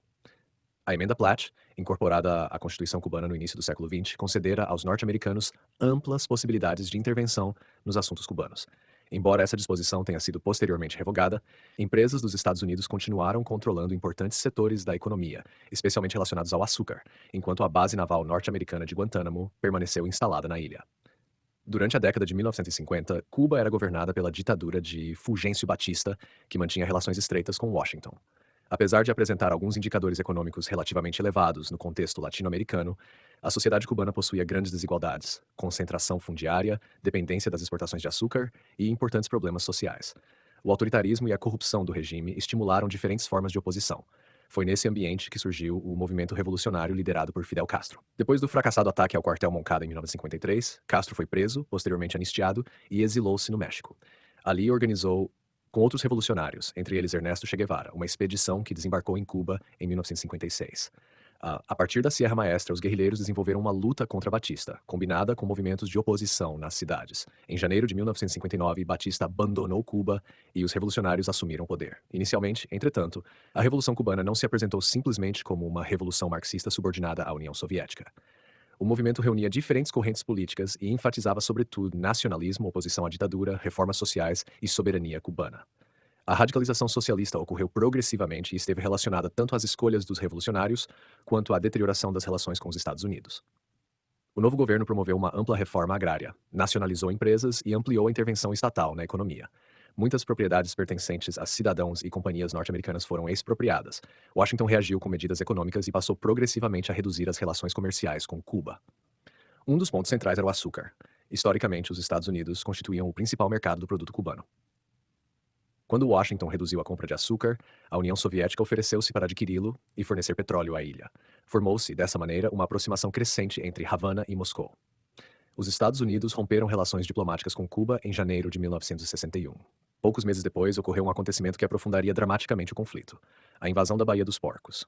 Em abril de 1961, aproximadamente 1.400 exilados cubanos, treinados e apoiados pela CIA, desembarcaram na Baía dos Porcos com o objetivo de provocar uma insurreição e derrubar Fidel Castro. A operação havia sido preparada durante o governo de Dwight Eisenhower e foi executada no início da presidência de John Kennedy. O plano fracassou rapidamente. As forças revolucionárias derrotaram os invasores e grande parte deles foi capturada. O fracasso teve profundas consequências geopolíticas. Para Castro, demonstrava que os Estados Unidos estavam dispostos a derrubar seu governo pela força. A necessidade de proteção militar tornou ainda mais importante a aproximação com a União Soviética. Em dezembro de 1961, Castro declarou publicamente o caráter marxista-leninista da revolução. Para a União Soviética, Cuba oferecia uma oportunidade estratégica excepcional. Os Estados Unidos possuíam bases e aliados militares próximos ao território soviético e haviam instalado mísseis nucleares de alcance intermediário na Turquia, capazes de atingir alvos dentro da União Soviética.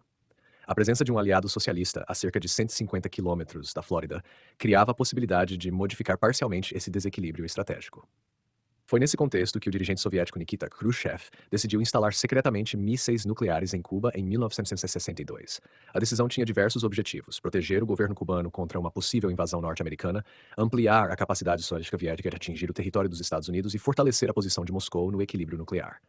Em outubro de 1962, aviões de reconhecimento norte-americanos U-2 fotografaram as instalações soviéticas em construção.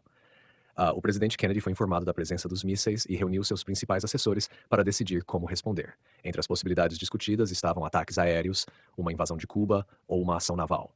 Kennedy optou inicialmente por estabelecer uma quarentena naval ao redor da ilha, termo escolhido em vez de bloqueio, que poderia possuir implicações jurídicas de ato de guerra. Navios norte-americanos foram posicionados para impedir a chegada de novos equipamentos militares soviéticos. Ao mesmo tempo, Washington exigiu a retirada dos mísseis já instalados. Durante 13 dias, entre 16 e 28 de outubro de 1962, o mundo viveu uma das situações mais perigosas da história da Guerra Fria. Forças militares norte-americanas e soviéticas elevaram seus níveis de prontidão. Submarinos soviéticos operavam na região e unidades militares em Cuba estavam preparadas para uma possível invasão. Qualquer erro de cálculo poderia ter produzido uma escalada militar. A crise terminou por meio de uma combinação de negociações públicas e secretas. Khrushchev concordou em retirar os mísseis soviéticos de Cuba, enquanto Kennedy comprometeu-se publicamente a não invadir a ilha. Paralelamente, os Estados Unidos concordaram secretamente em retirar seus mísseis Júpiter da Turquia, o que ocorreu posteriormente. Essa última concessão foi mantida em sigilo durante algum tempo para evitar que a solução fosse apresentada como uma troca explícita entre as duas potências. A crise dos mísseis demonstrou com extraordinária clareza a lógica da dissuasão nuclear.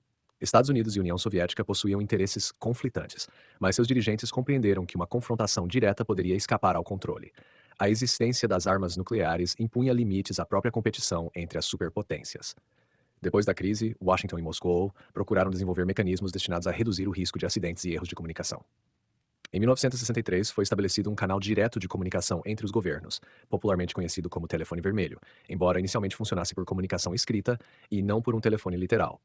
No mesmo ano, Estados Unidos, União Soviética e Reino Unido assinaram o Tratado de Proibição Parcial de Testes Nucleares. A rivalidade continuava, mas começava a surgir uma preocupação maior com sua administração.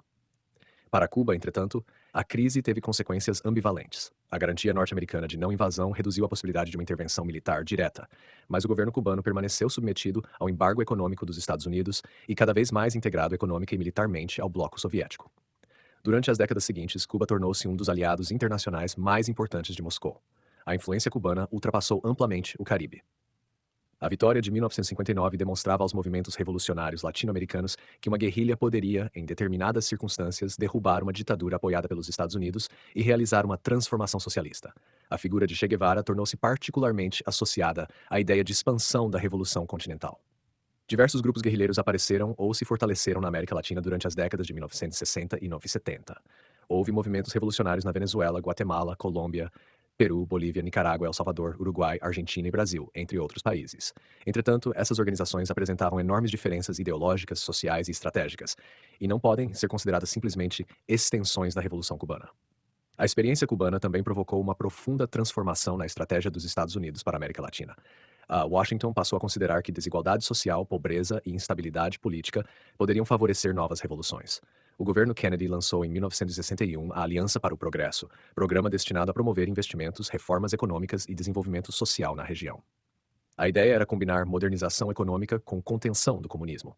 Ao mesmo tempo, os Estados Unidos ampliaram a cooperação militar e de inteligência com governos latino-americanos. A política de segurança nacional passou a considerar movimentos revolucionários internos como componentes da expansão comunista internacional. Essa interpretação contribuiu para aproximar Washington de forças armadas e governos anticomunistas na região. Durante as décadas de 1960 e 1970, vários países latino-americanos sofreram golpes militares e passaram a ser governados por ditaduras. Brasil em 1964, Chile em 1973, Argentina em 1976 e outros países constituem exemplos importantes. Cada processo possuía causas internas específicas e diferentes graus de participação ou apoio norte-americano. Por isso, não é historicamente adequado interpretar todos os golpes como operações simplesmente comandadas de Washington. Entretanto, o contexto da Guerra Fria e a política anticomunista norte-americana exerceram influência significativa sobre a política regional. O Brasil, por exemplo, adquiriu particular importância por seu tamanho, população e posição geográfica. O governo norte-americano acompanhou atentamente a crise política que antecedeu a deposição de João Goulart em 1964 e preparou apoio logístico caso fosse necessário, por meio da chamada Operação Brother Sun. O novo regime militar brasileiro alinhou-se inicialmente de maneira estreita com os Estados Unidos, embora posteriormente desenvolvesse uma política externa mais autônoma em determinadas questões. No Chile, a eleição do socialista Salvador Allende em 1970 apresentou outro desafio. Diferentemente da experiência cubana, Allende pretendia promover uma transição ao socialismo utilizando instituições democráticas. O governo norte-americano procurou enfraquecê-lo politicamente e economicamente, enquanto a CIA apoiou diferentes iniciativas de oposição. Em setembro de 1973, as Forças Armadas chilenas derrubaram Allende e estabeleceram a ditadura de Augusto Pinochet. O golpe teve causas e agentes internos decisivos, mas ocorreu dentro de um ambiente internacional profundamente condicionado pela Guerra Fria. Durante a década de 1970, ditaduras do Cone Sul desenvolveram mecanismos de cooperação repressiva, entre eles a Operação Condor, por meio da qual órgãos de segurança de diferentes países colaboraram na perseguição de opositores políticos. A luta contra o comunismo tornou-se uma das principais justificativas ideológicas utilizadas por esses regimes, embora a repressão atingisse um espectro muito mais amplo de opositores. Na década de 1980, o centro das tensões latino-americanas deslocou-se parcialmente para a América Central. A Revolução Sandinista derrubou a ditadura de Somoza, na Nicarágua, em 1979. O governo norte-americano, de Ronald Reagan, passou a apoiar os Contras, grupos armados que combatiam o governo sandinista. El Salvador também viveu uma violenta guerra civil na qual os Estados Unidos apoiaram o governo contra organizações guerrilheiras de esquerda. Cuba, por sua vez, continuava fornecendo apoio político, ao treinamento e assistência a diferentes movimentos e governos aliados. A importância internacional de Cuba não ficou restrita à América Latina. A partir da década de 1960 e sobretudo na década de 1970, o governo cubano passou a atuar também na África. O exemplo mais importante ocorreu em Angola, onde milhares de soldados cubanos foram enviados a partir de 1975 para apoiar o MPLA. Cuba tornou-se, assim, um ator geopolítico com projeção muito superior ao que seu tamanho territorial ou econômico sugeriria. Sob a perspectiva da geografia, a importância de Cuba durante a Guerra Fria demonstra como a localização pode transformar radicalmente o valor estratégico de um território. Cuba não era uma grande potência econômica ou militar, mas sua posição no Caribe e sua proximidade com os Estados Unidos conferiam-lhe extraordinária relevância. Um aliado soviético localizado tão próximo do território norte-americano alterava a percepção de segurança de Washington. Esse princípio ajuda a compreender a própria lógica das áreas de influência. Durante a Guerra Fria, as superpotências eram especialmente sensíveis à presença adversária em regiões consideradas parte de seu entorno estratégico. A União Soviética reagia fortemente a ameaças à sua hegemonia no leste europeu. De maneira semelhante, os Estados Unidos consideravam a presença soviética no Caribe uma alteração extremamente grave do equilíbrio regional. Cuba revelou, portanto, que a geopolítica bipolar possuía também uma dimensão espacial. A localização de aliados, bases e armamentos podia ser tão importante quanto a quantidade absoluta de recursos militares. A Revolução Cubana também demonstrou que os países latino-americanos não eram simplesmente objetos passivos da competição entre as superpotências. Fidel Castro procurou utilizar a Aliança Soviética para garantir a sobrevivência da Revolução, enquanto Cuba desenvolveu posteriormente iniciativas internacionais próprias. Da mesma maneira, governos e movimentos políticos latino-americanos utilizaram o contexto da Guerra Fria para perseguir seus próprios projetos nacionais. Assim, a Revolução Cubana de 1959 e a crise dos mísseis de 1962 constituem um ponto de inflexão da geopolítica latino-americana. A Revolução introduziu um Estado socialista na tradicional área de influência norte-americana. A aproximação com Moscou transformou uma disputa regional em questão estratégica mundial, e a instalação dos mísseis soviéticos colocou o planeta diante do risco concreto de uma guerra nuclear. Depois de Cuba, a Guerra Fria na América Latina adquiriu intensidade muito maior. Revoluções, guerrilhas, reformas sociais, golpes militares e ditaduras passaram frequentemente a ser interpretados através da oposição entre comunismo e anticomunismo. Contudo, essa dimensão internacional sempre se combinou com problemas internos: desigualdade, concentração fundiária, autoritarismo, conflitos sociais e disputas pelo poder. A importância histórica de Cuba reside precisamente nessa intersecção. Uma revolução nacional ocorrida numa pequena ilha do Caribe tornou-se um dos acontecimentos centrais da disputa global entre Estados Unidos e União Soviética e modificou profundamente a geopolítica das Américas durante o restante da Guerra Fria.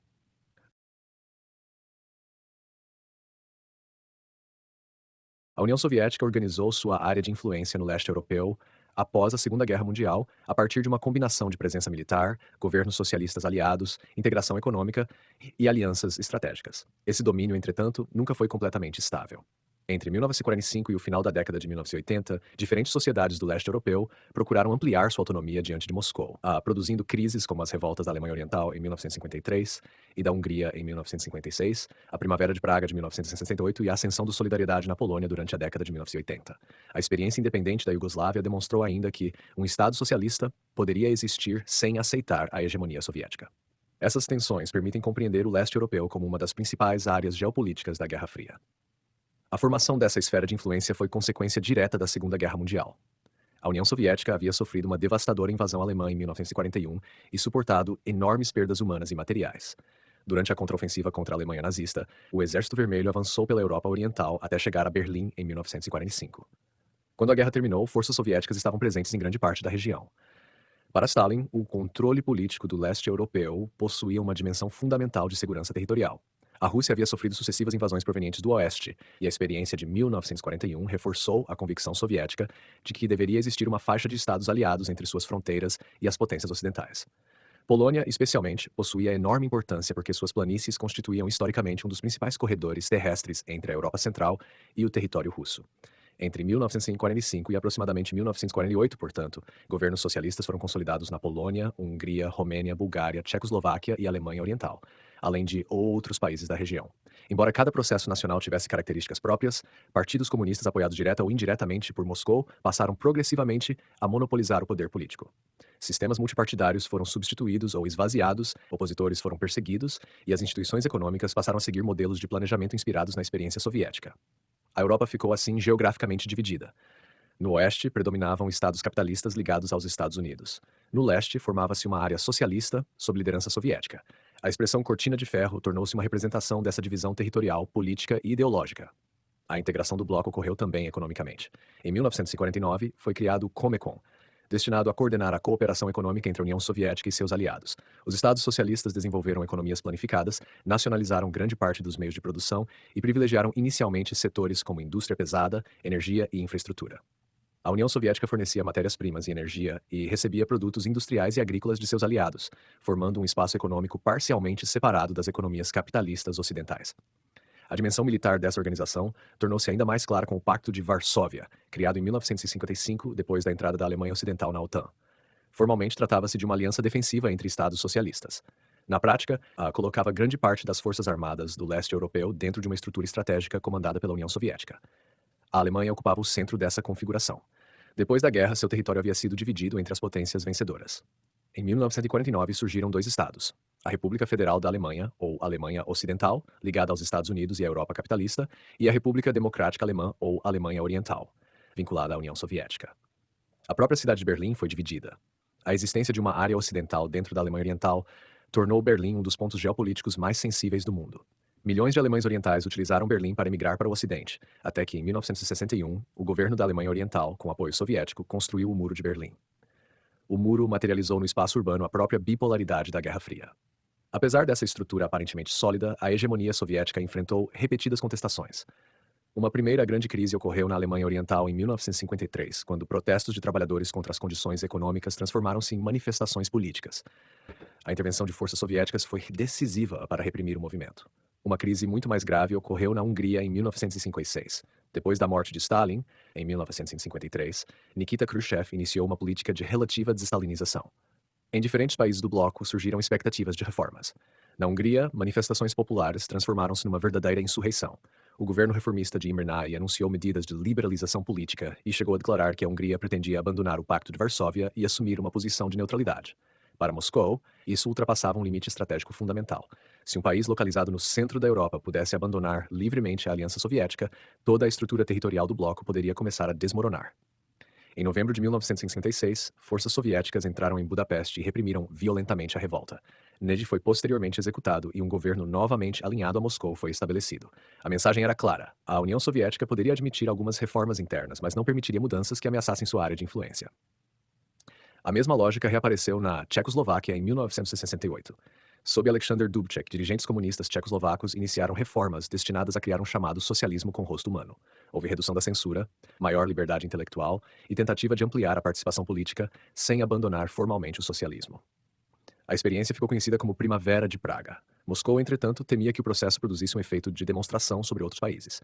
Em agosto de 1968, tropas do Pacto de Varsóvia, lideradas pela União Soviética, invadiram a Tchecoslováquia e interromperam as reformas. A intervenção foi posteriormente associada à chamada doutrina Brezhnev, segundo a qual os interesses gerais do bloco socialista poderiam limitar a soberania individual de seus membros. Em outras palavras, um Estado poderia possuir formalmente suas próprias instituições e fronteiras, mas não poderia abandonar unilateralmente a estrutura geopolítica organizada por Moscou. Entretanto, havia exceções importantes, sobretudo a Iugoslávia. Seu regime socialista havia sido estabelecido principalmente pelo movimento de resistência liderado por Josip Broz Tito, que possuía uma base própria de poder e não dependia da ocupação soviética para governar. Em 1948, Tito rompeu politicamente com Stalin. A Iugoslávia continuou socialista, mas desenvolveu uma política externa independente e não ingressou no Pacto de Varsóvia. Posteriormente, tornou-se um dos principais participantes do movimento dos países não alinhados. Sua experiência demonstrava que socialismo não significava necessariamente submissão a Moscou e que interesses nacionais podiam entrar em conflito com a solidariedade ideológica. A Polônia tornou-se outro grande problema para a hegemonia soviética. O país possuía uma forte identidade nacional, uma igreja católica extremamente influente e uma longa história de relações conflituosas com a Rússia.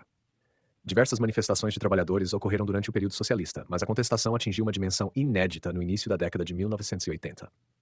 Em 1980, uma onda de greves nos estaleiros de Gdansk levou à formação do sindicato independente Solidariedade, liderado por Lech Wałęsa. O movimento rapidamente conquistou milhões de membros. Pela primeira vez, dentro do bloco soviético, uma organização independente do Partido Comunista adquiria dimensão nacional. A situação tornou-se ainda mais significativa depois da eleição do polonês Karol Wojtyła como o Papa João Paulo II, em 1968. Suas visitas à Polônia mobilizaram multidões e fortaleceram simbolicamente setores da sociedade que reivindicavam maior autonomia diante do regime. Em 1981, o governo do general Wojciech Jaruzelski decretou a Lei Marcial, proibiu solidariedade e prendeu muitos de seus dirigentes. Diferentemente da Hungria em 1956 e da Tchecoslováquia em 1968, porém, não ocorreu uma invasão soviética. A repressão foi conduzida principalmente pelas próprias autoridades polonesas. Essa diferença indicava que a capacidade soviética de controlar o leste europeu estava começando a encontrar novos limites. Além das dificuldades políticas, havia problemas econômicos estruturais. A partir das décadas de 1970 e 1980, várias economias socialistas enfrentavam baixa produtividade, dificuldades tecnológicas, endividamento e escassez de determinados bens de consumo. Ao mesmo tempo, as sociedades do leste europeu podiam comparar cada vez mais suas condições econômicas com as da Europa Ocidental. A chegada de Mikhail Gorbachev ao poder na União Soviética em 1995 alterou decisivamente essa situação. Suas políticas de perestroika voltada à reestruturação econômica e glasnost, relacionada à abertura política e informacional, procuravam reformar o próprio sistema soviético. Mais importante para o leste europeu foi a progressiva renúncia ao princípio de que Moscou deveria intervir militarmente para preservar os governos socialistas aliados. Sem a garantia de intervenção soviética, os regimes da Europa Oriental ficaram muito mais vulneráveis. Em 1989, iniciou-se uma extraordinária sequência de transformações. Na Polônia, negociações permitiram eleições parcialmente livres e o Solidariedade chegou ao governo. A Hungria iniciou reformas políticas e abriu sua fronteira com a Áustria. A Tchecoslováquia viveu a pacífica Revolução de Veludo. Na Romênia, a queda do regime de Nicolae Ceausescu ocorreu de maneira violenta. O acontecimento mais simbólico ocorreu na Alemanha Oriental. Depois de grandes manifestações e de uma crescente saída de cidadãos através de outros países do leste europeu, o governo perdeu progressivamente o controle da situação. Em 9 de novembro de 1989, o Muro de Berlim foi aberto. No ano seguinte, as duas Alemanhas foram reunificadas. A queda do muro possui um significado geopolítico muito maior do que a transformação da Alemanha. Desde 1945, a divisão alemã havia simbolizado a própria divisão da Europa. Quando essa fronteira deixou de existir, tornava-se evidente que todo o sistema territorial construído durante a Guerra Fria estava entrando em colapso. Do ponto de vista da geografia, o domínio soviético sobre o leste europeu constitui um exemplo clássico do funcionamento de uma área de influência. A União Soviética não precisava incorporar esses países diretamente ao seu território para exercer poder sobre eles. Governos aliados, integração econômica pelo Comecon, coordenação militar pelo Pacto de Varsóvia e presença de tropas soviéticas permitiam controlar um amplo espaço estratégico. Ao mesmo tempo, a região funcionava como uma zona tampão entre a União Soviética e a Europa Ocidental. Essa função explica por que Moscou reagiu tão duramente quando Hungria e Tchecoslováquia ameaçaram alterar sua orientação política. Para os dirigentes soviéticos, não estava em jogo apenas a ideologia comunista, mas a própria configuração territorial da segurança soviética. Entretanto, os acontecimentos de 1953, 1956, 1968 e 1980 demonstraram que o controle territorial e militar não eliminava as identidades nacionais, os interesses locais e as demandas sociais. Poloneses, húngaros, tchecos, eslovacos, alemães orientais e outros povos possuíam experiências históricas próprias e diferentes expectativas em relação ao socialismo e à União Soviética. A Iugoslávia demonstrava ainda que era possível construir uma experiência socialista independente de Moscou. Assim, a hegemonia soviética no leste europeu permaneceu durante aproximadamente 4 décadas, porque combinava poder militar, integração econômica, regimes políticos aliados e posição estratégica. Quando esses elementos começaram a se enfraquecer simultaneamente durante a década de 1980, a estrutura entrou rapidamente em colapso. As revoluções de 1989 significaram, portanto, muito mais do que mudanças de governo. Elas destruíram uma das duas grandes configurações geopolíticas da ordem bipolar. A dissolução do Pacto de Varsóvia, a reunificação alemã e a perda da área de influência soviética no leste europeu antecederam diretamente a própria dissolução da União Soviética em 1991. Com isso, desaparecia o sistema territorial que havia dividido a Europa desde o final da Segunda Guerra Mundial e começava uma profunda reorganização do mapa político europeu e do equilíbrio mundial de poder.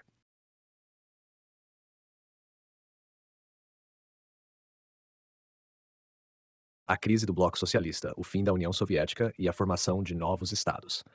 As transformações ocorridas nas décadas de 1970 e 1980 produziram uma das maiores alterações geopolíticas do século XX, a crise e posterior desintegração do bloco socialista europeu. O processo não pode ser explicado por uma causa isolada. Ele resultou da combinação entre estagnação econômica e dificuldades tecnológicas, custos militares, problemas estruturais do planejamento soviético, crescente insatisfação social, nacionalismos internos e perda da capacidade política de Moscou de controlar sua área de influência. As reformas introduzidas por Mikhail Gorbachev depois de 1985 pretendiam preservar e modernizar o sistema, mas acabaram acelerando mudanças que a liderança soviética não conseguiu controlar.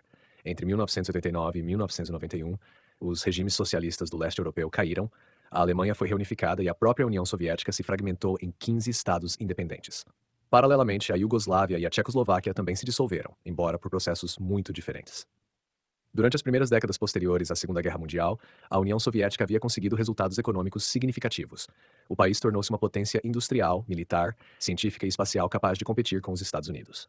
O lançamento do Sputnik em 1957, a viagem de Yuri Gagarin ao espaço em 1961 e a construção de um gigantesco complexo industrial e militar demonstravam sua capacidade tecnológica em setores estratégicos.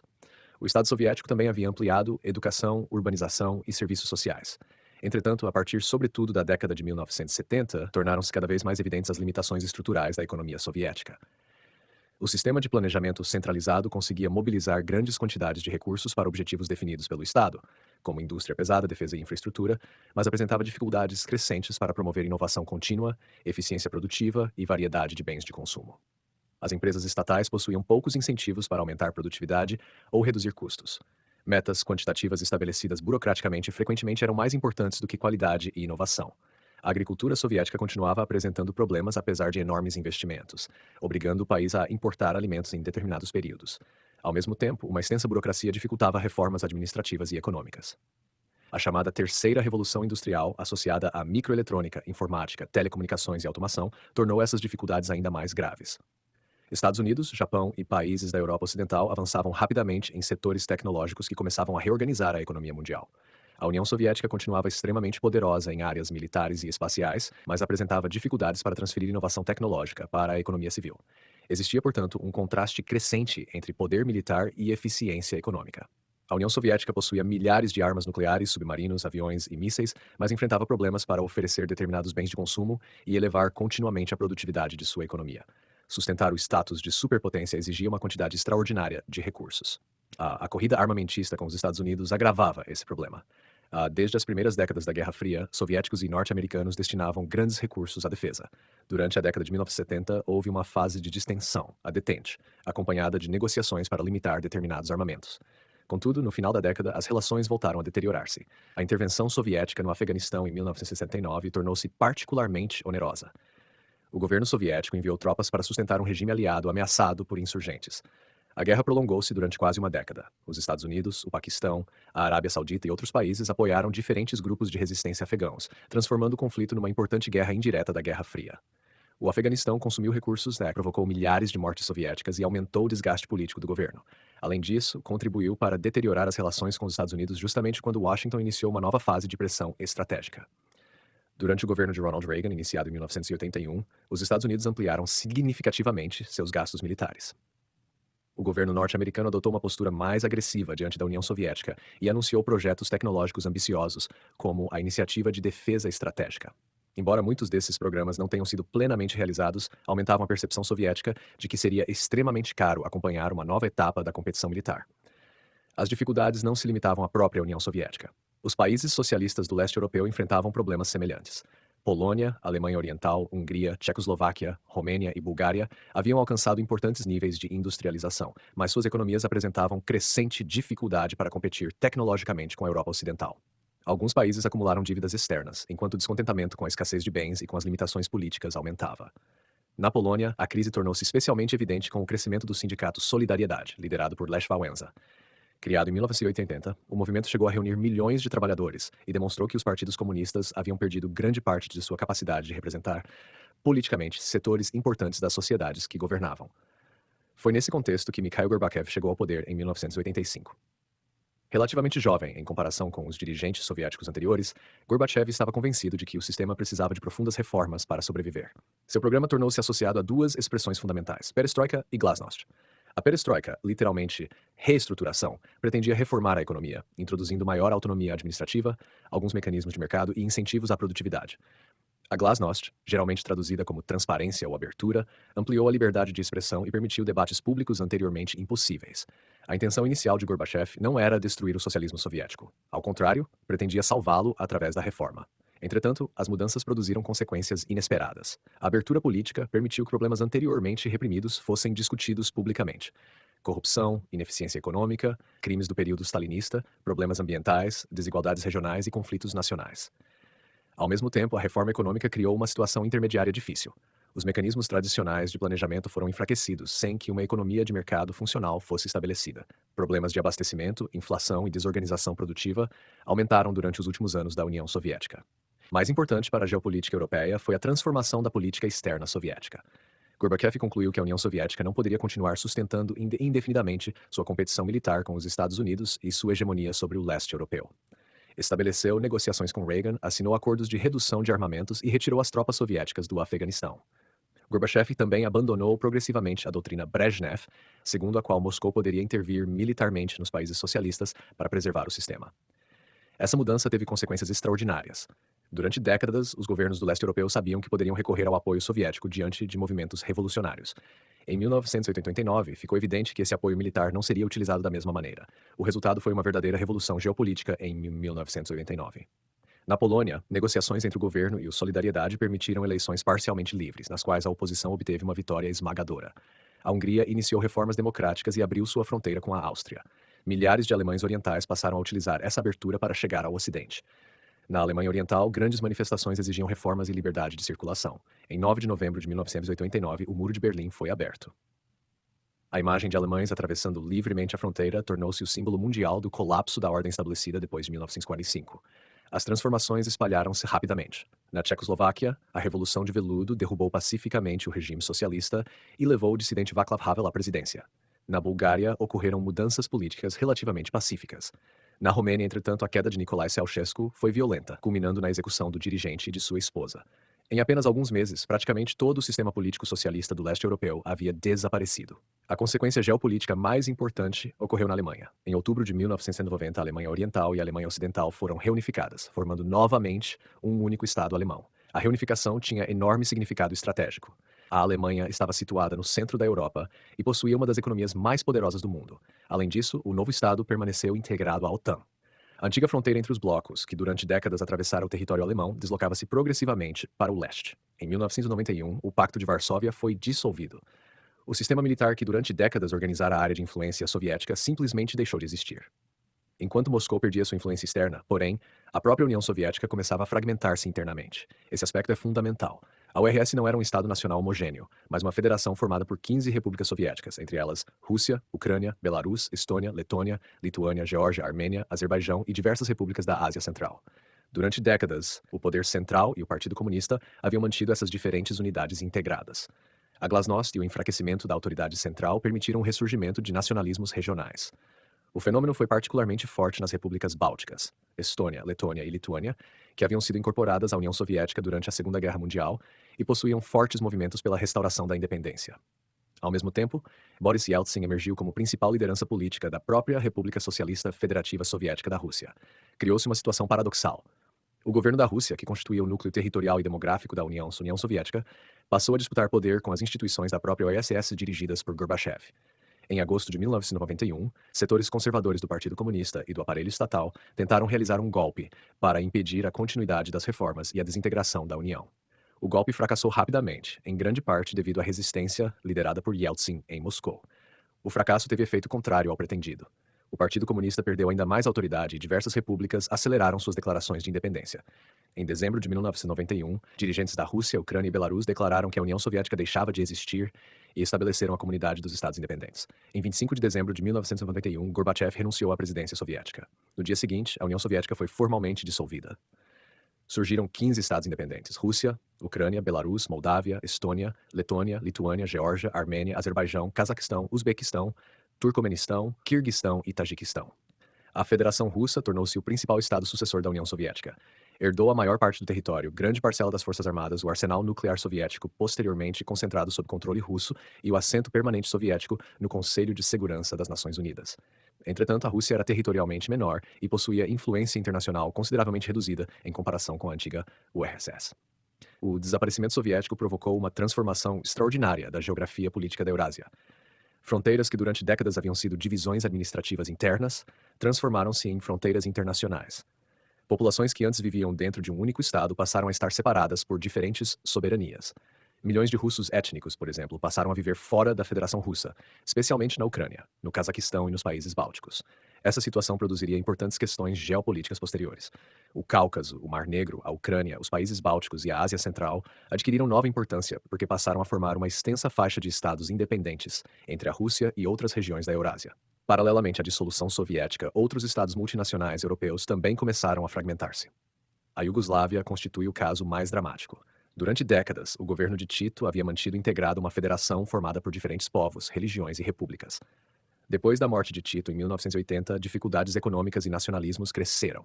No início da década de 1990, Eslovênia e Croácia declararam independência, seguidas por outras repúblicas. A dissolução desencadeou uma série de guerras extremamente violentas, especialmente na Croácia, Bósnia e posteriormente Kosovo. Diferentemente das transformações relativamente pacíficas de grande parte do leste europeu, a desintegração iugoslava envolveu guerras, deslocamentos populacionais e políticas de limpeza étnica. A Tchecoslováquia seguiu trajetória completamente diferente. Depois da queda do regime socialista, diferenças políticas entre tchecos e eslovacos conduziram a uma separação negociada. Em 1993, o país foi pacificamente dividido em República Tcheca e Eslováquia, processo frequentemente chamado de divórcio de veludo. Essas transformações demonstram que a queda do socialismo europeu não significou simplesmente a substituição de um sistema econômico por outro. Produziu uma verdadeira reorganização territorial da Europa e da Eurásia. Novos estados surgiram, antigas fronteiras foram modificadas e as relações de poder foram profundamente alteradas. Do ponto de vista da geografia, o acontecimento fundamental foi o desaparecimento da bipolaridade. Durante aproximadamente 4 décadas, o espaço mundial havia sido organizado em torno de duas grandes áreas de influência. Com a dissolução da União Soviética, um desses polos simplesmente deixou de existir. Os Estados Unidos permaneceram como a única potência com capacidade militar, econômica, tecnológica e diplomática verdadeiramente global. A Europa Ocidental aprofundava sua integração, culminando na criação da União Europeia pelo Tratado de Maastricht, enquanto antigas sociedades socialistas iniciavam difíceis processos de transição para economias de mercado e sistemas políticos pluripartidários. Assim, o período entre 1989 e 1991 constitui uma das maiores geopolíticas do século XX. Em apenas poucos anos, desapareceram a Cortina de Ferro, o Muro de Berlim, o Pacto de Varsóvia e, finalmente, a própria União Soviética. Ao mesmo tempo, surgiram numerosos novos estados e iniciou-se uma profunda reorganização das fronteiras e das áreas de influência europeias. O fim da União Soviética encerrou, portanto, não apenas um regime político, mas toda uma estrutura internacional de poder. A Guerra Fria havia sido organizada pela existência de duas superpotências capazes de equilibrar-se mutuamente. Depois de 1991, esse equilíbrio deixou de existir. A década seguinte seria marcada pela expansão da globalização econômica, pelo avanço das instituições ocidentais em direção ao leste europeu e por uma extraordinária supremacia internacional dos Estados Unidos, características fundamentais da nova ordem geopolítica que se estabeleceu no final do século XX. O fim da Guerra Fria, a globalização e a ordem geopolítica do final do século XX. O fim da Guerra Fria e a dissolução da União Soviética em 1991 produziram uma transformação estrutural na geopolítica mundial.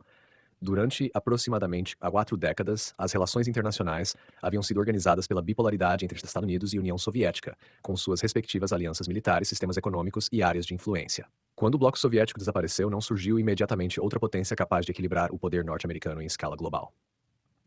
A década de 1990 foi, por isso, caracterizada pelo chamado momento unipolar. Os Estados Unidos passaram a ocupar uma posição de supremacia militar, econômica, financeira, tecnológica e cultural sem paralelo imediato. Simultaneamente, intensificou-se o processo de globalização, ampliando os fluxos internacionais de capitais, mercadorias, informações, tecnologias e pessoas. Contudo, essa ordem não significou o desaparecimento dos conflitos ou dos estados nacionais. Ao contrário, a própria globalização produziu novas relações de poder e preparou as condições para a emergência de uma configuração progressivamente mais multipolar no século XXI. A mudança fundamental ocorreu entre 1989 e 1991. A queda do Muro de Berlim, as revoluções no leste europeu, a reunificação alemã, a dissolução do Pacto de Varsóvia e, finalmente, o desaparecimento da União Soviética eliminaram um dos dois grandes polos da ordem internacional. A Federação Russa herdou grande parte do território, do arsenal nuclear e da posição diplomática soviética, inclusive o assento permanente no Conselho de Segurança das Nações Unidas, mas atravessou durante a década de 1990 uma profunda crise econômica, social e institucional. Os Estados Unidos, ao contrário, emergiram da Guerra Fria numa posição excepcional.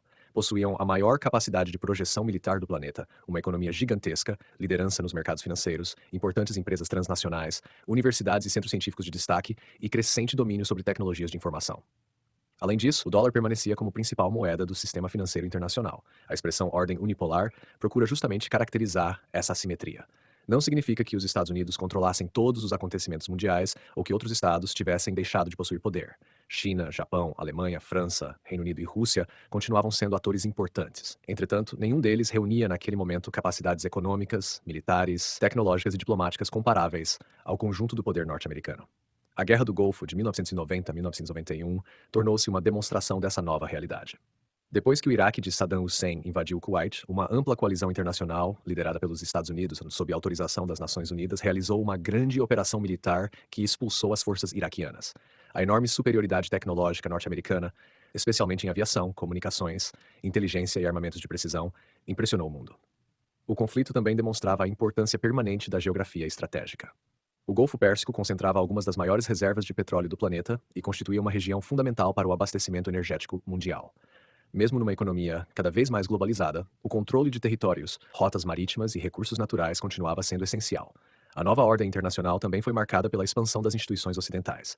A OTAN, criada em 1949 para conter a União Soviética, não desapareceu depois da Guerra Fria. Pelo contrário, começou a incorporar antigos países socialistas. Polônia, Hungria e República Tcheca ingressaram na organização em 1999 e outras ampliações ocorreriam posteriormente. Essa expansão modificou profundamente o mapa estratégico europeu. Durante a Guerra Fria, a fronteira entre OTAN e Pacto de Varsóvia atravessava a Europa Central. Depois de 1991, a estrutura militar ocidental começou a deslocar-se para o leste. Para os países da Europa Central e Oriental que aderiram à organização, a entrada na OTAN representava uma garantia de segurança e uma consolidação de sua integração com o Ocidente. Para a Rússia, especialmente nos anos seguintes, essa expansão seria progressivamente percebida como uma alteração desfavorável do equilíbrio estratégico europeu. Paralelamente, avançou o processo de integração europeia. A Comunidade Econômica Europeia transformou-se na União Europeia a partir do Tratado de Maastricht, assinado em 1992. O projeto europeu ultrapassava progressivamente a simples integração comercial, desenvolvendo instituições políticas comuns, liberdade de circulação e, posteriormente, uma moeda compartilhada por grande parte de seus membros, o euro. A Europa parecia caminhar para uma situação histórica inédita. Estados que haviam travado guerras durante séculos construíam instituições destinadas a administrar conjuntamente entre parcelas crescentes de suas relações econômicas e políticas. A Alemanha e França tornaram-se o núcleo dessa integração. Essas transformações estavam relacionadas a um fenômeno mais amplo, a globalização. Embora relações econômicas mundiais existissem havia séculos, a partir das últimas décadas do século XX, ocorreu uma extraordinária intensificação da integração econômica e informacional. Uma das principais características dessa nova fase foi a crescente liberalização dos fluxos comerciais e financeiros. Diversos governos reduziram barreiras alfandegárias, privatizaram empresas estatais, flexibilizaram controles sobre capitais e procuraram atrair investimentos estrangeiros. Instituições como o Fundo Monetário Internacional e o Banco Mundial adquiriram grande influência, especialmente nos países que enfrentavam crises financeiras. Em 1995 foi criada a Organização Mundial do Comércio, destinada a estabelecer e administrar regras para o comércio internacional. A expansão do comércio tornou as economias nacionais cada vez mais interdependentes. As empresas transnacionais tornaram-se atores fundamentais dessa reorganização espacial. Uma mesma empresa podia possuir sua sede nos Estados Unidos ou na Europa, centros de pesquisa em determinados países, fornecedores em vários continentes e fábricas localizadas onde custos de produção fossem mais favoráveis. A produção deixou progressivamente de ocorrer inteiramente dentro das fronteiras de um único estado. Surgiram assim cadeias globais de produção. Um produto poderia ser projetado em um país, utilizar matérias-primas provenientes de outro, incorporar componentes produzidos em vários estados, ser montado numa terceira região e finalmente vendido mundialmente. A divisão internacional do trabalho tornou-se muito mais complexa. O desenvolvimento tecnológico foi decisivo. A expansão dos computadores pessoais, telecomunicações, satélites, cabos de fibra óptica e especialmente da internet reduziu extraordinariamente o tempo necessário para transmitir informações. Mercados financeiros passaram a operar quase continuamente em escala global. Capitais podiam deslocar-se entre países em segundos. Essa transformação alterou a própria relação entre espaço e tempo. Distâncias físicas continuavam existindo, mas sua importância econômica diminuía para determinadas atividades. Uma empresa podia coordenar operações espalhadas por diferentes continentes, praticamente em tempo real. A geografia passou a estudar intensamente as chamadas redes e fluxos, além dos territórios tradicionais. Entretanto, a globalização não eliminou os estados nacionais. Pelo contrário, os governos continuaram controlando fronteiras, sistemas jurídicos, forças armadas, impostos e políticas econômicas. O que ocorreu foi uma transformação das relações entre território nacional e redes internacionais. Algumas decisões econômicas passaram a depender cada vez mais de mercados financeiros, organismos internacionais e empresas transnacionais. Também surgiram blocos econômicos regionais. A União Europeia tornou-se o exemplo mais avançado de integração. Na América do Norte, Estados Unidos, Canadá e México estabeleceram o NAFTA em 1994. Na América do Sul, Brasil, Argentina, Paraguai e Uruguai organizaram o Mercosul a partir do Tratado de Assunção de 1981. Esses blocos demonstravam uma característica aparentemente paradoxal da globalização. Ao mesmo tempo que a economia se mundializava, os estados procuravam fortalecer sua posição através de agrupamentos regionais. A década de 1990 foi marcada ainda pela difusão da ideia de que a combinação entre capitalismo de mercado e democracia liberal poderia tornar-se o modelo político predominante depois do colapso soviético. O cientista político Francis Fukuyama tornou-se conhecido por interpretar esse momento através da expressão fim da história.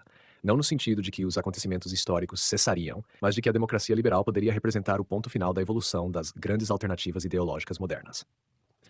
Os acontecimentos posteriores demonstrariam os limites dessa interpretação. Mesmo durante a década de 1990, numerosos conflitos mostravam que a rivalidade entre estados e as questões nacionais não haviam desaparecido. A desintegração da Iugoslávia, por exemplo, produziu guerras extremamente violentas nos Balcãs. Nacionalismos, disputas territoriais e identidades étnicas continuavam possuindo enorme capacidade de mobilização. Os Estados Unidos e a OTAN intervieram militarmente em alguns desses conflitos, especialmente na Bósnia e posteriormente no Kosovo. Essas intervenções alimentavam soberania nacional, direitos humanos e legitimidade da utilização da força internacional. A supremacia norte-americana também possuía uma importante dimensão cultural e tecnológica. Hollywood, televisão, música popular, universidades, empresas de informática e, posteriormente, grandes empresas relacionadas à internet contribuíram para ampliar a influência cultural dos Estados Unidos. O inglês consolidou-se ainda mais como principal língua internacional dos negócios, ciência e tecnologia. Entretanto, enquanto os Estados Unidos desfrutavam seu momento de maior superioridade relativa, uma transformação de enorme importância estava ocorrendo na Ásia, a ascensão da China. Desde as reformas iniciadas por Deng Xiaoping no final da década de 1970, a China vinha combinando o controle político do Partido Comunista com abertura progressiva a mecanismos de mercado e investimentos estrangeiros. Durante as décadas de 1980 e 1990, a economia chinesa cresceu rapidamente. O país tornou-se um importante centro industrial e passou a integrar-se cada vez mais às cadeias produtivas internacionais. Sua entrada na Organização Mundial do Comércio, em 2001, aprofundaria ainda mais esse processo. A ascensão chinesa continha um paradoxo importante da própria globalização. A integração econômica mundial, inicialmente associada à supremacia ocidental, proporcionou também condições para o crescimento de uma potência que, posteriormente, passaria a competir com os Estados Unidos em comércio, tecnologia, indústria e influência geopolítica. A Rússia também começaria a alterar sua trajetória. Durante a década de 1990, o país viveu privatizações aceleradas, queda da produção, desigualdade social, fortalecimento de oligarcas e perda de influência internacional. Para muitos russos, o período ficou associado à desorganização econômica e ao enfraquecimento do Estado. A chegada de Vladimir Putin ao poder no final de 1999 marcou o início de uma tentativa de reconstrução da autoridade estatal e da influência internacional russa. Beneficiada posteriormente pelo aumento dos preços de petróleo e gás natural, a Rússia recuperaria parte de sua capacidade econômica e militar e passaria a contestar mais claramente determinados aspectos da ordem estabelecida depois de 1991. Essas mudanças demonstram que a unipolaridade norte-americana possuía limites. A supremacia dos Estados Unidos era extraordinária, mas não significava capacidade ilimitada de controlar o sistema internacional. Estados continuavam perseguindo seus próprios interesses, potências regionais cresciam e a própria distribuição econômica mundial começava a mudar. Do ponto de vista da geografia, a globalização também produziu uma reorganização desigual do espaço. Algumas regiões tornaram-se grandes centros de comando da economia mundial, concentrando instituições financeiras, sedes empresariais, pesquisa científica e tecnologia. Cidades como Nova York, Londres e Tóquio passaram a ser analisadas como cidades globais, conectadas por intensos fluxos financeiros e informacionais. Outras regiões especializaram-se na produção industrial, fornecimento de matérias-primas ou trabalho de menor custo. Portanto, a globalização não tornou o planeta economicamente homogêneo. Ela produziu uma integração hierarquizada, na qual territórios ocupavam posições diferentes nas redes mundiais de produção e circulação. Também persistiram grandes desigualdades entre o chamado Norte Global e o Sul Global. Países da América Latina, África e partes da Ásia participavam da globalização em condições muito diferentes. Alguns atraíram investimentos e desenvolveram setores industriais importantes. Outros permaneceram dependentes da exportação de produtos primários ou enfrentaram dificuldades relacionadas à dívida externa e à pobreza. Por isso, a passagem da Guerra Fria para a globalização não significou que a geopolítica tivesse desaparecido. O que ocorreu foi uma mudança em seus instrumentos e escalas. Durante a Guerra Fria, a organização do espaço mundial era interpretada sobretudo através de blocos militares e ideológicos. Depois de 1991, ganharam maior importância questões como comércio internacional, tecnologia, energia, cadeias produtivas, mercados financeiros e integração regional, sem que o poder militar e as disputas territoriais deixassem de existir. Pode-se, portanto, compreender o final do século XX como uma transição entre três grandes configurações. A primeira havia sido a ordem multipolar imperialista, dominada principalmente pelas potências europeias até as primeiras décadas do século. A segunda foi a ordem bipolar da Guerra Fria, organizada em torno de Estados Unidos e União Soviética. A terceira surgiu depois de 1991 como uma ordem predominantemente unipolar, caracterizada pela supremacia norte-americana e pela intensificação da globalização. Entretanto, dentro dessa terceira ordem, já estavam surgindo as forças que posteriormente a transformariam. A ascensão econômica e estratégica da China, a recuperação do poder russo, o crescimento de potências regionais e as próprias dificuldades dos Estados Unidos em converter superioridade militar em resultados políticos duradouros, começaram progressivamente a produzir uma estrutura internacional mais complexa. Assim, o fim da Guerra Fria não representou o fim da geopolítica. Representou uma mudança da geopolítica. O mundo deixou de estar rigidamente dividido entre dois blocos ideológicos, mas continuou organizado por relações desiguais de poder. Territórios, recursos naturais e forças militares permaneceram importantes, enquanto novos elementos, tecnologia, informação, finanças, empresas transnacionais, cadeias produtivas e redes digitais adquiriram peso crescente. A supremacia norte-americana dos anos 1990 e a globalização constituíram, portanto, não uma ordem definitiva, mas uma nova etapa na transformação do espaço mundial, da qual emergiria a disputa contemporânea por uma configuração mais multipolar, particularmente marcada pela relação entre Estados Unidos, China, Rússia e outros centros regionais de poder.